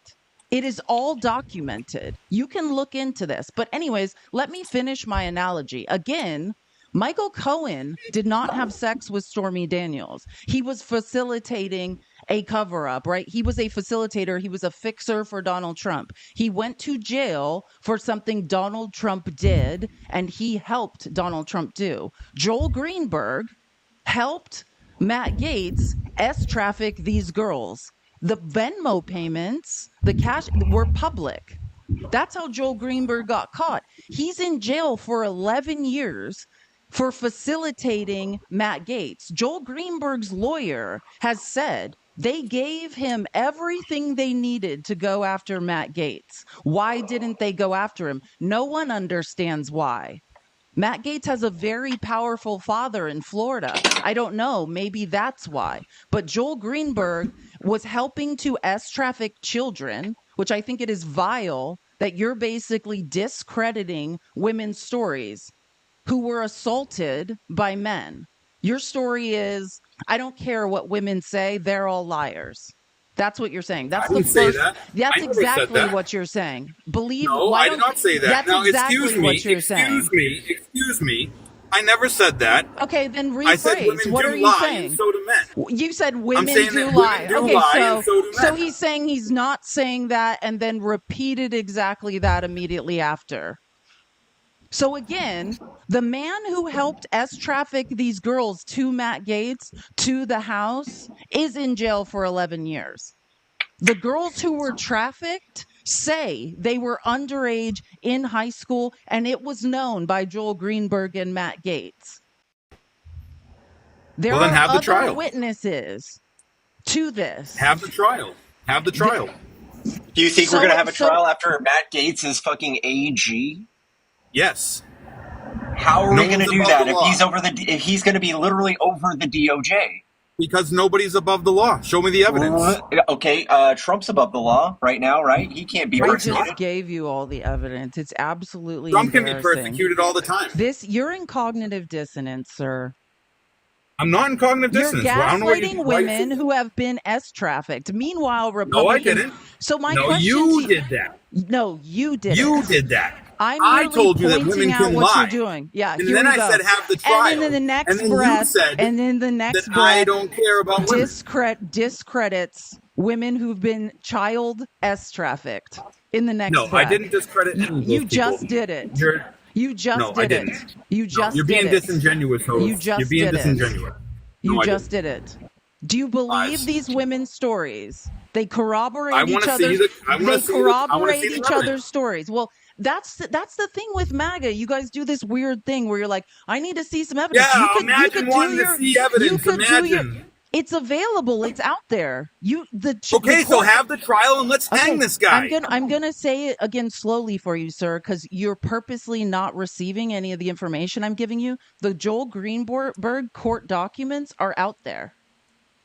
You could Then have the read them. trial and let's put You this could guy have behind read bars. them. He sounds like a bad guy. You could have read them, but instead you're saying women lie. I just told you, let's have the. They do. Okay, So, so- I just told you, let's So have again, the trial and you're let's put him behind gaslighting bars. What's the victims. complaint You're now? gaslighting victims who have been raped. No, these come are on. children. I'm not gaslighting The anybody. age of I'm consent saying that is there are people 18. that lie. These are children who are trafficked and raped, and you're saying that they're liars.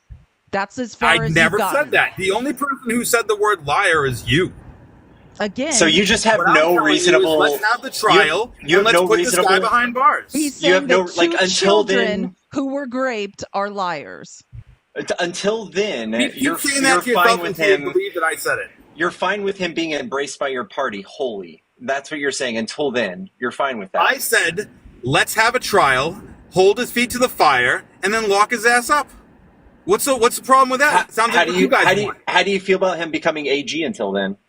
I don't think. Well, I don't know if he's going to get. He probably not going to get confirmed. How do you feel about him becoming AG? About him being AG? Yeah. I think there were better picks for AG. But looking at all of Trump's picks, I'm not surprised. Yeah, What there happened are to the better Dream picks Team? than a child S trafficker. There's also better picks for president than somebody who has went to trial. A jury of his peers heard the evidence and found him liable of assaulting a woman, of sexual abuse. That was a civil. No, so sir, I want to be clear now, because I'm helping you with your own line of logic. Again, I'm helping you with your own line of logic. Carroll is a liar. Okay, please don't make me mute you. Again, I'm helping you with your own line of logic. Your line of logic with Matt Gaetz is, let's have a trial. Let's have a trial. Let's have a trial. There was a trial for Donald Trump. A jury of his peers found him liable for sexual abuse, and now you've moved the goalposts. And I think that on that note, I have to get rid of this guy because I've had it with people gaslighting women. So I just needed to point out that his line of logic completely collapsed, right? The line of logic was, well, let's have a trial and hang this S bag, right? Yeah, that was not for give Matt him. Gaetz. Now I point out, well, Trump had a trial and a jury of his peers found him liable of sexual abuse. And what's the answer? His back must be exhausted from moving those goalposts and gaslighting women, children. These are 2 children who were trafficked and graped. And he continues gaslighting. Trump had a trial. A jury of his peers unanimously found him liable of SA. And he picks up the goalposts on his back and starts dragging them. Sir, you are a hypocrite. Sorry. I mean, I wish it wasn't the case. And white women in this, suburban white women, this is what you voted for. Congratulations. Congratulations. And any MAGA women that want to come up and explain themselves, I would love to hear it. This is what you voted for. This is your dream. This is where we're at in America now. Make it make sense. Oh, let's have a trial. Let's have a trial. Let's have a trial. If he's guilty, he's guilty. Well, Donald Trump had a trial and he was guilty. Nope. She's a liar. Fool. Something went wrong. Please try again. Whoops. Oh, that was serious. That was weird. I've never heard that I want to go back to happen something before. you said, Congresswoman, because these are Republicans, the Republicans asking for this House ethics report to be released. It's people like Senator John Cornyn of Texas. It'd be hard to describe him as anything but aligned with MAGA. Are you suggesting that there's something in his stock portfolio that's questionable? I'm suggesting that John Cornyn, to my knowledge, made statements that was actually anti-MAGA about President Trump, and same with the new elected Senate leader. But I will say that Thune has since changed his tune, and it seems like he's more aligned with MAGA and President Trump. But, so I will when say they, that when they it's ask for interesting that the people House don't want ethics to have the report, light do you shine think on that there's that. something corrupt about that? When they're asking for testimony, when they're asking for this report, again, a I think- bipartisan report, do you think there's something unethical about that? I think that what's unethical about it is that this has been shut down, that they're not requesting reports on other people who are knowingly under investigation currently, and that those people. What? Again, none of that makes any sense. If there's a report, if Matt Gaetz is innocent, then release the report. These people are desperately flailing around, right? 3 days ago, Mike Johnson says, I can't do anything about that report. I have nothing to do with it. He goes to Mar-a-Lago, comes back the next morning and says, I highly, highly recommend that report is not released.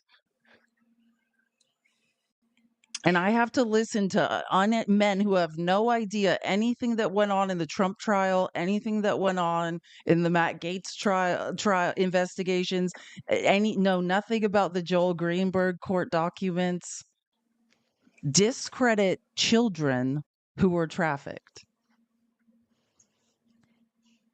This is America. Like, this is truly what we voted for. I don't even know what else to say about it. So you spoke to the attorney for two of these women. What are they saying? It was a very detailed, very wide-ranging interview, and he talked about their testimony in front of the House Ethics Committee. It involved everything from Venmo receipts for payments that they were then asked, what was this one for? What was this one for? And they'd say, well, that was for sex. That was to attend this sex party. Very specific. Then they were forced to turn over their phones, so there were all sorts of text exchanges between then Congressman Gaetz and his clients, using euphemisms like, don't forget to bring the vitamins, don't forget to bring the party favors. And they testified that they understood that meant the party drug ecstasy, MDMA. And there are all sorts of, allegations around these really drug-fueled sex parties. So you spoke. Does anyone else want to come up and say something? This was their testimony. And their lawyer, again, you could do your own research, but none of you do. It's hard to stay in cognitive dissonance when you're presented with facts. But again, you could do your own research. Their lawyer is making rounds in the media, speaking for these women and what they testified to in this report. But, you'd have to get out of cognitive dissonance and stop discrediting women. And actually, let me get it right. Two children who were trafficked and raped. The other thing is that when you choose people to be around you, like as president, you usually you would get like a dossier, right? Like I know he had a dossier on Vance. Do you think he has a dossier on Gaetz? And if he does, he surely knows all of this. He knows every bit of it. This is why Gaetz asked for the pardon. Do you guys not remember? Gaetz asked for a pardon. Yeah. This is why. He asked for a blanket pardon for this. But again, you'd have to do actual research and know what you're talking about. Innocent people don't ask for pardons. Yeah, that's why you desperately flailed around and asked for a pardon. Now we see why. Because he was trafficking children, allegedly. Just according to the children and their lawyer and the Venmo receipts and, and the text messages that the girls have between them and Matt Gaetz, just because of those things. So, again, Howard Lutnick, I wanted to make this point. So Howard Lutnick was named as Commerce Secretary. I just like to poke holes in things, right? Like, I don't know if you guys remember who Howard Lutnick is, but this is who Elon Musk wanted to be Treasury Secretary, right? This was Elon Musk's pick for Treasury Secretary. So actually him being in charge of commerce is like a demotion. It's a sign. I'm always looking, what I say, we have to look for the cracks. And we're always looking like, when will the Trump-Elon relationship crack? This is a crack, right? This is who Elon wanted to be in charge of the Treasury, right? Drain the swamp. Yeah. And he's not. I just want, if this is Howard Lutnick, if at the Bitcoin conference, Trump spoke out in Nashville. But more importantly, this is him at Madison Square Garden. We must elect Donald J. Trump president because we must crush jihad.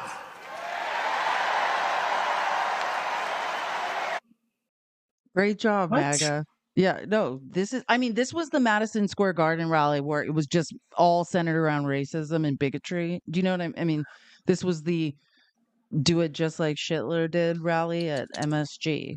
And yeah, so they were all yelling different levels of racism or things about rounding immigrants up, just all sorts of I'm just showing you who Howard Lutnick is. This is the man Elon Musk wanted to lead the Treasury, but instead he's Commerce Secretary.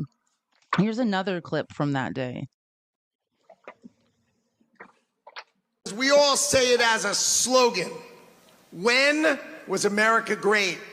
At the turn of the century, Our economy was rocking. This is 1900, 125 years ago. We had no income tax.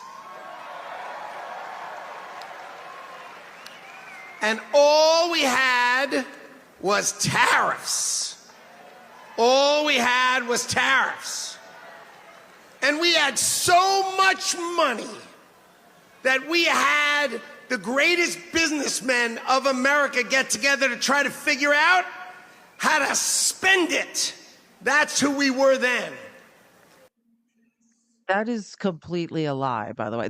He's talking about the Gilded Age, that led up to the To Great the Depression. Great Depression. Yeah. Yes. Like, wrong, Howard. But again, MAGA would have to know something about history to know that this is completely a lie, right? If you have no information, you're in cognitive dissonance. You don't know how to do anything but Google for confirmation bias, right? That probably sounded genius to them. This is him being, I think, Can I just fact-checked clear on up some stuff from the last time you were here? This was a little over a month ago. Last time you were here, you said that Trump, when he talks about tariffs, is using this as a negotiation tool, and that he is going to do this because we get tariffed so heavily and we have to play by the same set of rules. In that appearance, you said that when it comes to Europe, they slap us with 100% tariffs, and that's why we have to go back at them. You then said that Japan slaps us with 100% tariffs, and you had me going with the conversation that you were telling me, and I was buying into it. I looked it up after you left. That's not the case. On tariffs in the European Union... How would she think in real time that Europe had slapped us with 100% tariffs? That's what I'm trying to tell you. Howard Lutnick just is a pathological liar who just goes places and says things that aren't true. This is him literally being fact-checked after lying through his teeth on CNBC and them having to be like, yeah, by the way, nothing you said about tariffs was true. It's closer to 8% for car tariffs. In Japan, they don't put any tariffs on U.S. automakers. So explain what's really going on and where you came up with those numbers. Okay, I simplified it. It is tariffs and trade barriers. I simplified it means I am just another pathological liar that has promised to be loyal to Trump.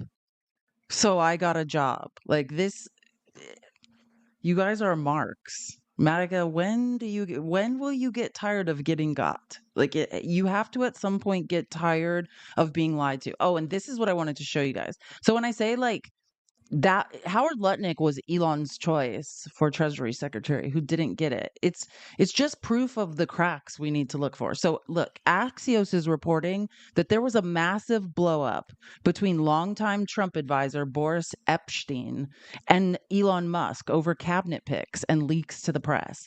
Boris has been in the inner circle for a long time, took an indictment for Trump. He's indicted in the Georgia case. I think in one of the other fake electors cases in one of the other states. And I think in the Arizona case, I'm pretty sure Boris has been indicted and is tight with a lot of key players. Musk reportedly accused Epshteyn of leaking stories to the press about appointments he didn't like. So the reason I'm bringing this up, and I think Ron Filipkowski highlights it really well, is what could be happening here is OG MAGAs, right? These are the MAGAs that are like, drain the swamp and like, we hate big business and corporations, like the Steve Bannon MAGAs, right? But Trump has sold off the Republican policy platform to a bunch of hedge fund people, to a bunch of billionaires. So there's this struggle going on, right? The old guard, and then now Elon Musk and a bunch of billionaires, right? So they're pissed off, right? At Musk and RFK Jr. have essentially supplanted them, and appointments are going to a new batch of sycophants. Like Boris Epshteyn thought, I've been indicted for Trump. There must be a job for me. There must be a job for me. I'm probably going to jail. But turns out there's not, right? Because if you want a job, you've got to pay for it. So that's my point when I say we need to look for cracks and exploit them. Like you can already see there's trouble in paradise. Someone asked, what about Dr. Phil? Well, what about Dr. Oz? Dr. Oz is now going to be in charge of Medicare, like the Affordable Care Act, right? Things of this nature. He's going to be in charge of Medicare and Medicaid services, so including the Affordable Care Act. I just wanted to show you this. And this study is in, again, if you want to join the Discord, just message at Feliz Navidad Live. It's a TikTok account. Ask for a link to join the Discord. This is one of the studies I put in today's outline. There was an actual study done about whether or not Dr. Oz's show, if any of the stuff he said could be verified, right? These are just things he did in the past that were horrible, right? He had, is there a gay cure? This is a show Dr. Oz did, where he's talking about curing the LGBTQIA. This is another one. This is the study I'm talking about that is in today's outline in the Discord. It's a 2014 study from the British Medical Journal found that more than half the recommendations made on the Dr. Oz show were either not backed up by or contradicted scientific research. This guy's a surgeon who's spreading false medical information on a TV show and now is going to be in charge of Medicare and Medicaid services. This is just a screenshot from the study, which again, you can read more into it, but it is pretty damning. Basically, for recommendations in the Dr. Oz show, evidence supported 46%, right? So it contradicted 15% and was not found for 39%. So what is that? 44% basically of his show was just lies that researchers could not find evidence for. Help us. This is just a thing. Well, from first, him we need our mojo during back. 2020. Let's start with things that are really critical to the nation where we think we might be able to open without getting into a lot of trouble. I tell you, schools are a very appetizing opportunity. I just saw a nice piece in The Lancet arguing that the opening of schools may only cost us 2 to 3% in terms of total mortality. And, that's any life is a life lost. But to get every child back into a school where they're safely being educated, being fed. Did you hear that? Him talking about children's lives as, hey, we're going to lose a few. In terms of total mortality. And, that's any life is a life lost. But to get every child. Saw a nice piece in The Lancet arguing that the opening of schools may only cost us 2 to 3% in terms of total mortality. And, hey, only 2 to 3% of the kids are going to unalive. That's fine, guys. No big deal. Just hope it's not yours. Wow. Yeah, no big deal. Just 2 to 3%. This guy's now in charge of Medicare and Medicaid services. This is the problem with private insurance, right? They have no incentive to keep us alive. Like, I can see him making decisions right now. He's like, Yeah. only 5% of people will die on Medicare if we do no this. big deal. That's fewer people we have to insure. Like, no big deal. Hey. Yeah. In real time. That's what he's saying. And then, okay, and the last thing I really want to touch on, and then we can end the show, is yesterday in Congress, there were hearings on FEMA. All of these lies that are being told about FEMA, which are complete lies, and I will provide proof. They're not just lies. They're Russian propaganda. And I think, Pickles, you said this beautifully last night to someone. Like, someone was saying, oh, like, why don't you guys enlist and go to war in Ukraine? And you were like, no, we're on the front lines of the war with Russia, which we are, right? Like, we're doing our part right now, which is the war with Russia and the United States is a cyber war of misinformation and disinformation that is constantly being spread, right? These are literally just MAGA just spews Russian propaganda full time now. That's all we heard last night was Russian propaganda.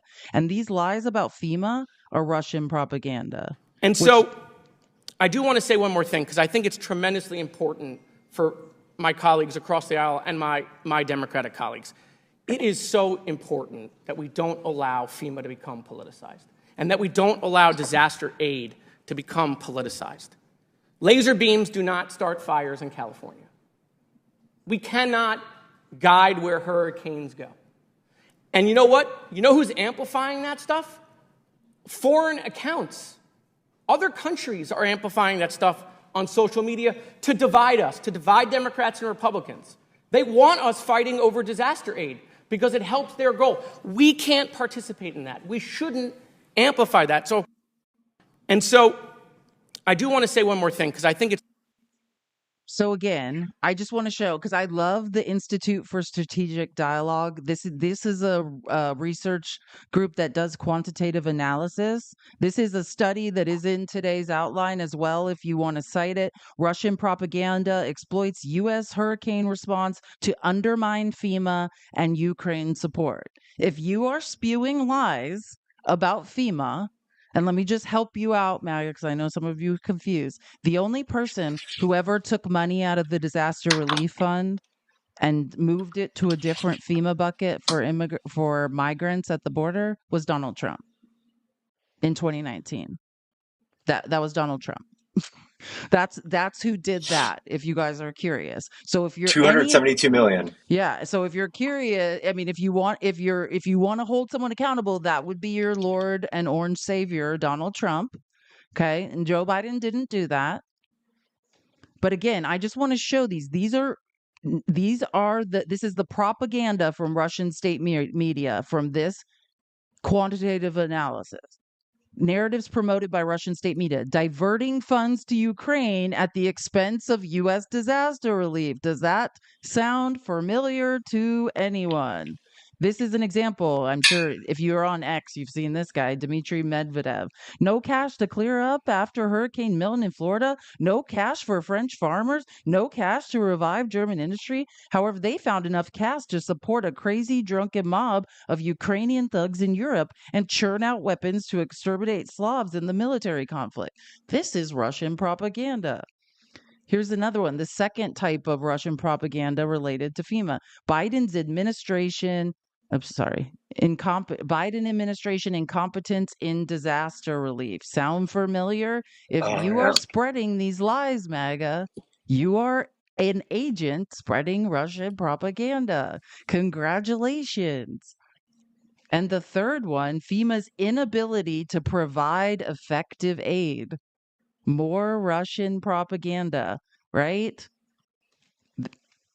All of these are lies. It's an atmospheric research facility in Alaska that, believe it or not, conspiracy theorists allege is a mind-controlling weather machine. And one of the conspiracy theories out there is that somehow FEMA controls the weather. And I assume that you, as the administrator... This is what Marge Green is saying every day. Lauren Boebert, right? Candace Taylor, this is what they're saying. Do not control the weather, right? I do not control the weather. And you don't use secret machines to control hurricanes to target certain places in the United States, right? Correct. And you and your team did not direct severe weather at North Carolina to, quote unquote, commandeer lithium mine property in that state, right? Why would anybody want to bring harm to the American people? And you would not direct severe weather to target anyone of a particular political party, right? Never. You're not establishing FEMA camps to detain individuals or enact martial law, right? Correct. These are all conspiracy theories that you've had to deal with. These are all lies being spread by the right who are now agents of Russian propaganda. I previously served several terms on the She answers just like somebody who does control the weather. Exactly. It's exactly what somebody would say. But that's what I would say if I was controlling the weather. There's no way to be logical with MAGA, because when you are in cognitive dissonance, yeah, exactly. That's what I would say if I was actually in control of the weather. That's a great point. I want to show you. Well, let me show you Jasmine. It's my understanding. Oh, I'm sorry. You're right. That over 671,000 households impacted by Hurricane Helene have received over $503 million from FEMA's Serious Needs Program. And over 218,000 households impacted by Hurricane Milton have received over $145 million. Yet and still, we had members on this committee. It looks like we had, there were 82 members that opposed the bill to fund when we knew that this was coming, thanks to NOAA. Wait, so Pickles, who is it that votes against funding the disaster relief fund? Wasn't it like 175 Republicans? Yeah. So MAGA, while you're spreading Russian propaganda and lies, please understand that if you actually care about who votes every single time it is brought to a vote to fund the disaster relief fund. It is the Republicans that vote it down. The same Republicans that are lying in these hearings. Our tax dollars are paying for a Republican hearing where they're accusing FEMA of controlling the weather. It's not even, I'm laughing so I don't cry. These are our tax dollars. We're wasting millions of dollars accusing people of controlling the weather.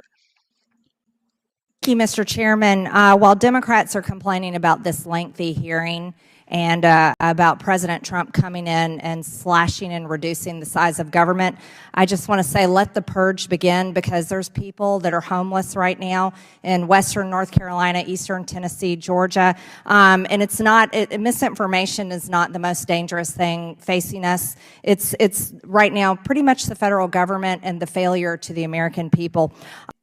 Okay, so she's lying about lying?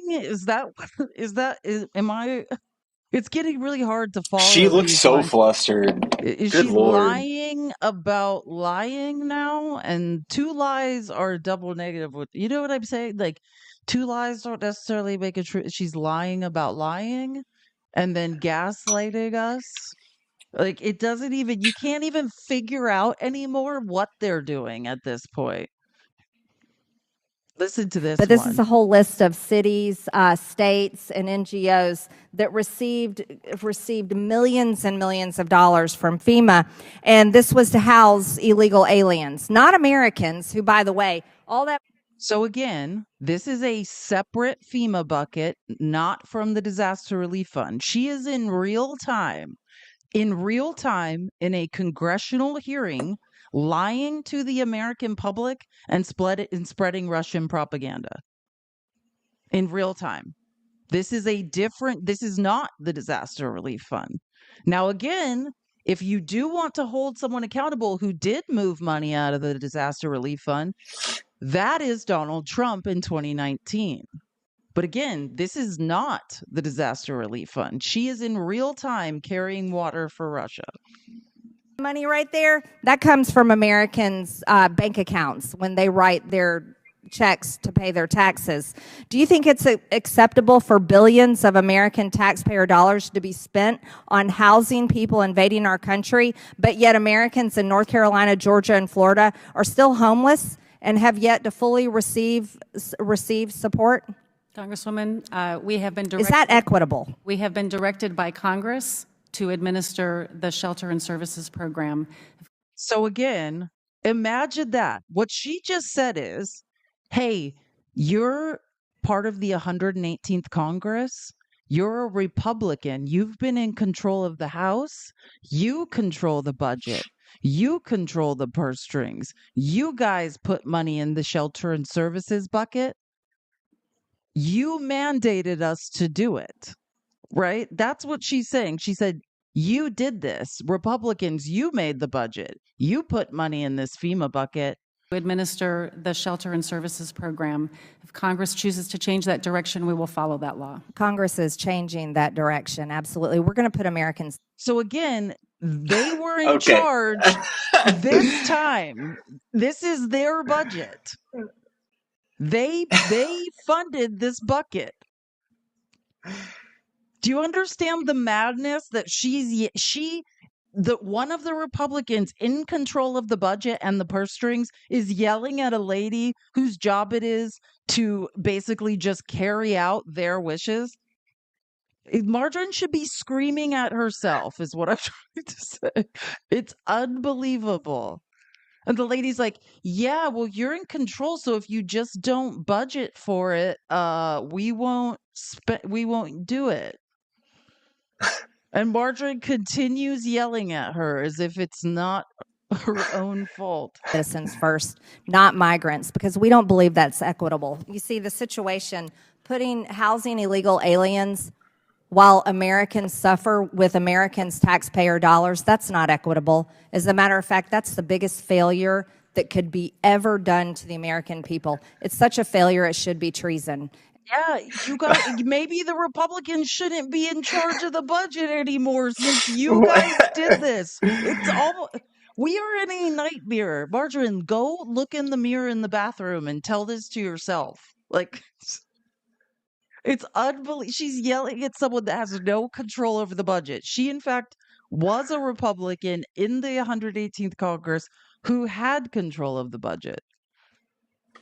Listen. We can. When Elon Musk is furious that he can't get Starlink delivered to folks, when I have Congressman Corey Mills, yeah, that's a lie, who has to deploy a mission team to bring 26 systems of Starlink to those who are suffering, when the missing persons list is 1,500 people before Starlink is brought to them by a sitting member of Congress, not by FEMA, and that number goes down to 600 once communication is able to begin, when a member of Congress has to bring 23,000 pounds of supplies, when Elon Musk is saying we want to get internet, we want to get connectivity and communication to citizens, we want to bring supplies, and yet FEMA is blocking supplies. FEMA is seizing supplies. When I just none of this is true. Wait, I mean, she's gonna get fact checked, but like, just to be clear, not every single thing she's saying is not true. And just for the record, I just looked it up. Both Boebert and Green voted against funding FEMA this last round. Exactly. And the main point is, first of all, these are two people who are spreading Russian propaganda. But more importantly, if you care about the disaster relief fund, it is the Republicans that never fund it. But again, every word Lauren Boebert has said so far has been a lie.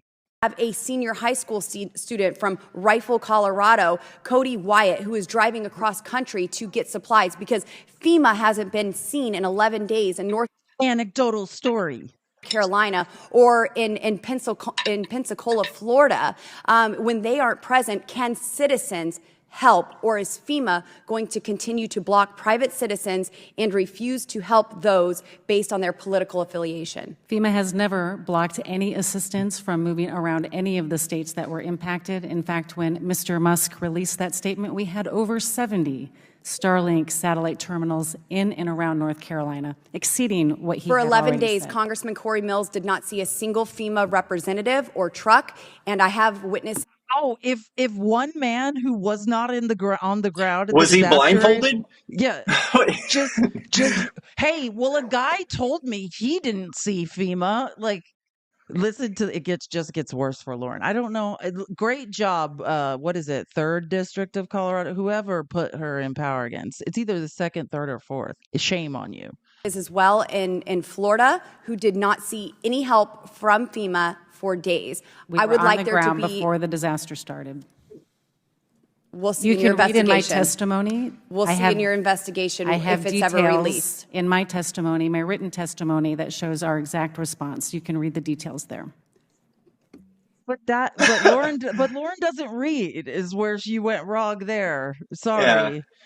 Where you went wrong is asking Lauren Boebert to read or do any research. She is below that. Much farther below. Like, this woman shows up to these hearings to literally humiliate herself. And then let me just show you one more. And then I think that's enough and we need some sleep. But we got to just I can't wait for DOGE, the Department of Government Efficiency, to get in under the next administration and start making this government work more efficiently. Because this town does need a purge. This town needs an enema. I agree. And honestly, I can't wait. None of us can wait. Thank you for the subscriptions. None of us can wait for the purge. I agree. Oh, Jenny said, my child will unalive if Trump repeals the pre-existing conditions clause. He tried before and lost, but he still wants to repeal that. I know. He tried multiple times to repeal that. And by the way, that's Dr. Oz is now in charge. I'm not laughing. It's not funny. I am someone who, if the pre-existing conditions clause goes away, I'll never be insurable again. Pickles has not been to the doctor in 12 years, we learned. It's true. Yeah. So I completely understand what you're saying. And Dr. Oz is now in charge of that, by the way, of the Affordable Care Act, of Medicare services and Medicaid services. Dr. Oz, a man who did shows, a surgeon who has taken the Hippocratic Oath, who did shows about is there a cure for being gay? Firing on all cylinders. I think, let me just play my daily Robert Reich video. As we know, Robert Reich is a professor who, he's a professor at Berkeley.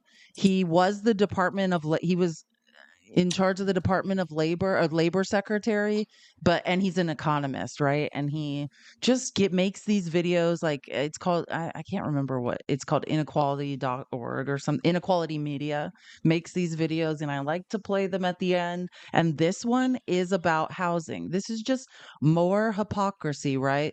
It is the Democrats that are trying to do something about housing. It's the Republicans that are continuing to vote against it. Rent is skyrocketing, and home buying is out of reach for millions. One big reason why? Wall Street. Hedge funds and private equity firms have been buying up hundreds of thousands of homes that would otherwise be purchased by people. Pickles, this is like what you do when you draw pictures, kind of, by the way. Not Wall this Street's good. appetite for housing ramped up after the 2008 financial crisis.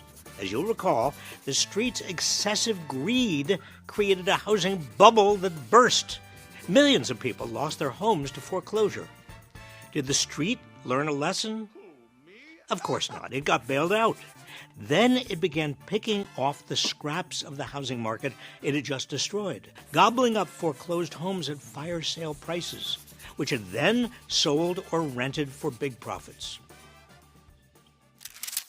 Investor purchases hit their peak in 2022, accounting for around 28% of all home sales in America. Home buyers frequently reported being outbid by cash offers made by investors. So-called iBuyers used algorithms to instantly buy homes before offers could even be made by actual human beings. If the present trend continues, by 2030, Wall Street investors may control 40% of U.S. single-family rental homes. You understand how terrifying that is. Wall Street will control 40% of single-family homes. I mean, and who's more likely? Home ownership. Sorry, hold on one second. I tried to mute it. Go ahead. And yeah, that's what I always bring up. Who's more likely to stop or prevent things like this? The left. Who's more likely to deregulate this stuff? The right. Is he about to say that?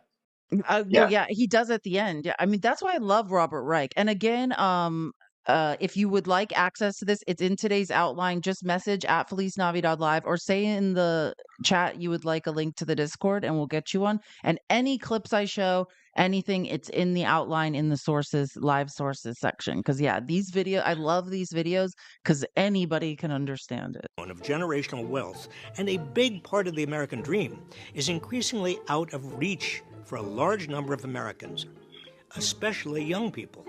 Now, Wall Street's feasting has slowed recently due to rising home prices, but that hasn't stopped them from specifically targeting more modestly priced homes, buying up a record share of the country's most affordable homes at the end of 2023.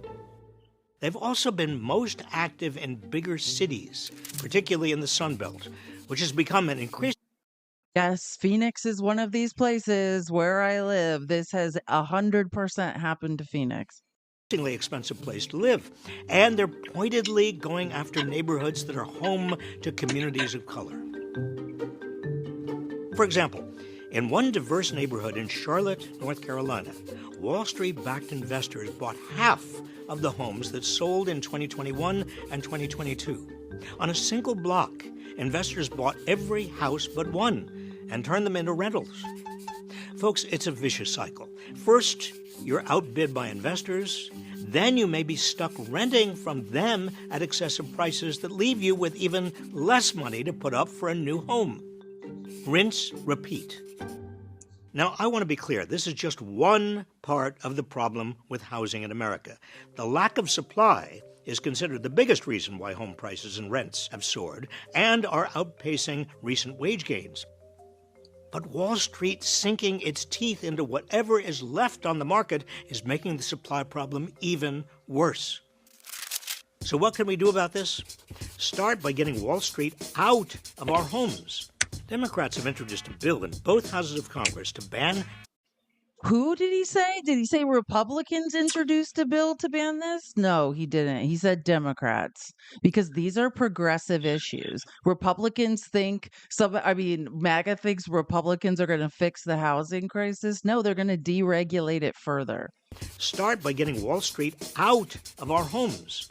Democrats have introduced a bill in both houses of Congress to ban hedge funds and private equity firms from buying or owning single-family homes. If signed into law, this could increase the supply of homes available to individual buyers, thereby making housing more affordable. President Biden has also made it a priority to tackle the housing crisis, proposing billions in funding to increase the supply of homes and tax credits to help actual people buy them. Now, I have no delusions that any of this will be easy to get done, but these plans provide a roadmap of where the country could head under the right leadership. So many Americans I meet these days are cynical about the country. I understand their cynicism. But cynicism can be a self-fulfilling prophecy if it means giving up the fight. The captains of American industry and Wall Street would like nothing better than for the rest of us to give up that fight so they can take it all. I say we keep fighting. Amen. And that's the point, you guys. All we can do is fight, right? Can we win? I honestly don't know. Have we reached the tipping point where this is irreversible? Have we reached a level of herd ignorance where we can no longer educate people out of this idiocy? I don't know, but we fight until the end, right? So again, that's why I say all these resources available, make content, have conversations. We need to be open. And I'll say this again, knitting cult lady said when we were on Faxes Live on Monday, if we had the secret, the magic pill or the secret recipe to talk people out of a cult, to make people come to the light, then she would bottle it, sell it, and we'd all be, she'd be rich, right? There's no perfect answer. If there was, we wouldn't be struggling so hard. But all we can do is continue to be open to having conversations, right? Provide spaces where the truth is being offered. And when we see those cracks, right? In the cognitive dissonance, and there's a crack and the light starts shining through, be there to force your foot in that crack and force it open wider and say, hey, do you want to have a conversation about this? That is essentially, I wish there was a better answer, but that's where we are now. Any last thoughts, Pickles? No, I'm so tired. So thank you so much for having me up. But yeah, I wish I had more to add to that. But I always bring up the fact, if you guys want to look into this, the Dodd-Frank Act, Trump made revisions to the Dodd-Frank Act. And when he came into office, that was one of his first things he did. And he also did an executive order that deregulated the housing market. And I can't read all of that legal. I even had Law of the Wild try to dissect what was done. And I don't know what was done. But they did surgery on that. And this is what happened afterwards. So I'm assuming the two things are connected. Yeah, the Dodd-Frank Act. Maybe we should go into the Dodd-Frank Act in more detail sometime. But yeah, Pickles and I are exhausted. He has to go live later. You need to get to sleep. I need to go walk a few miles for my mental health. So guys, thank you so much for coming and listening and learning today all together. I enjoy this. I will see you guys later tonight in the Discord. Pickles, what time are you going live later? I'm going to go live in about 4 hours. I'll go live in about, so I'll take a little nap and then I'll be live in 4 hours. All right, text me when you get up. Okay, guys, later, Gators. Have a great day. Bye, y'all.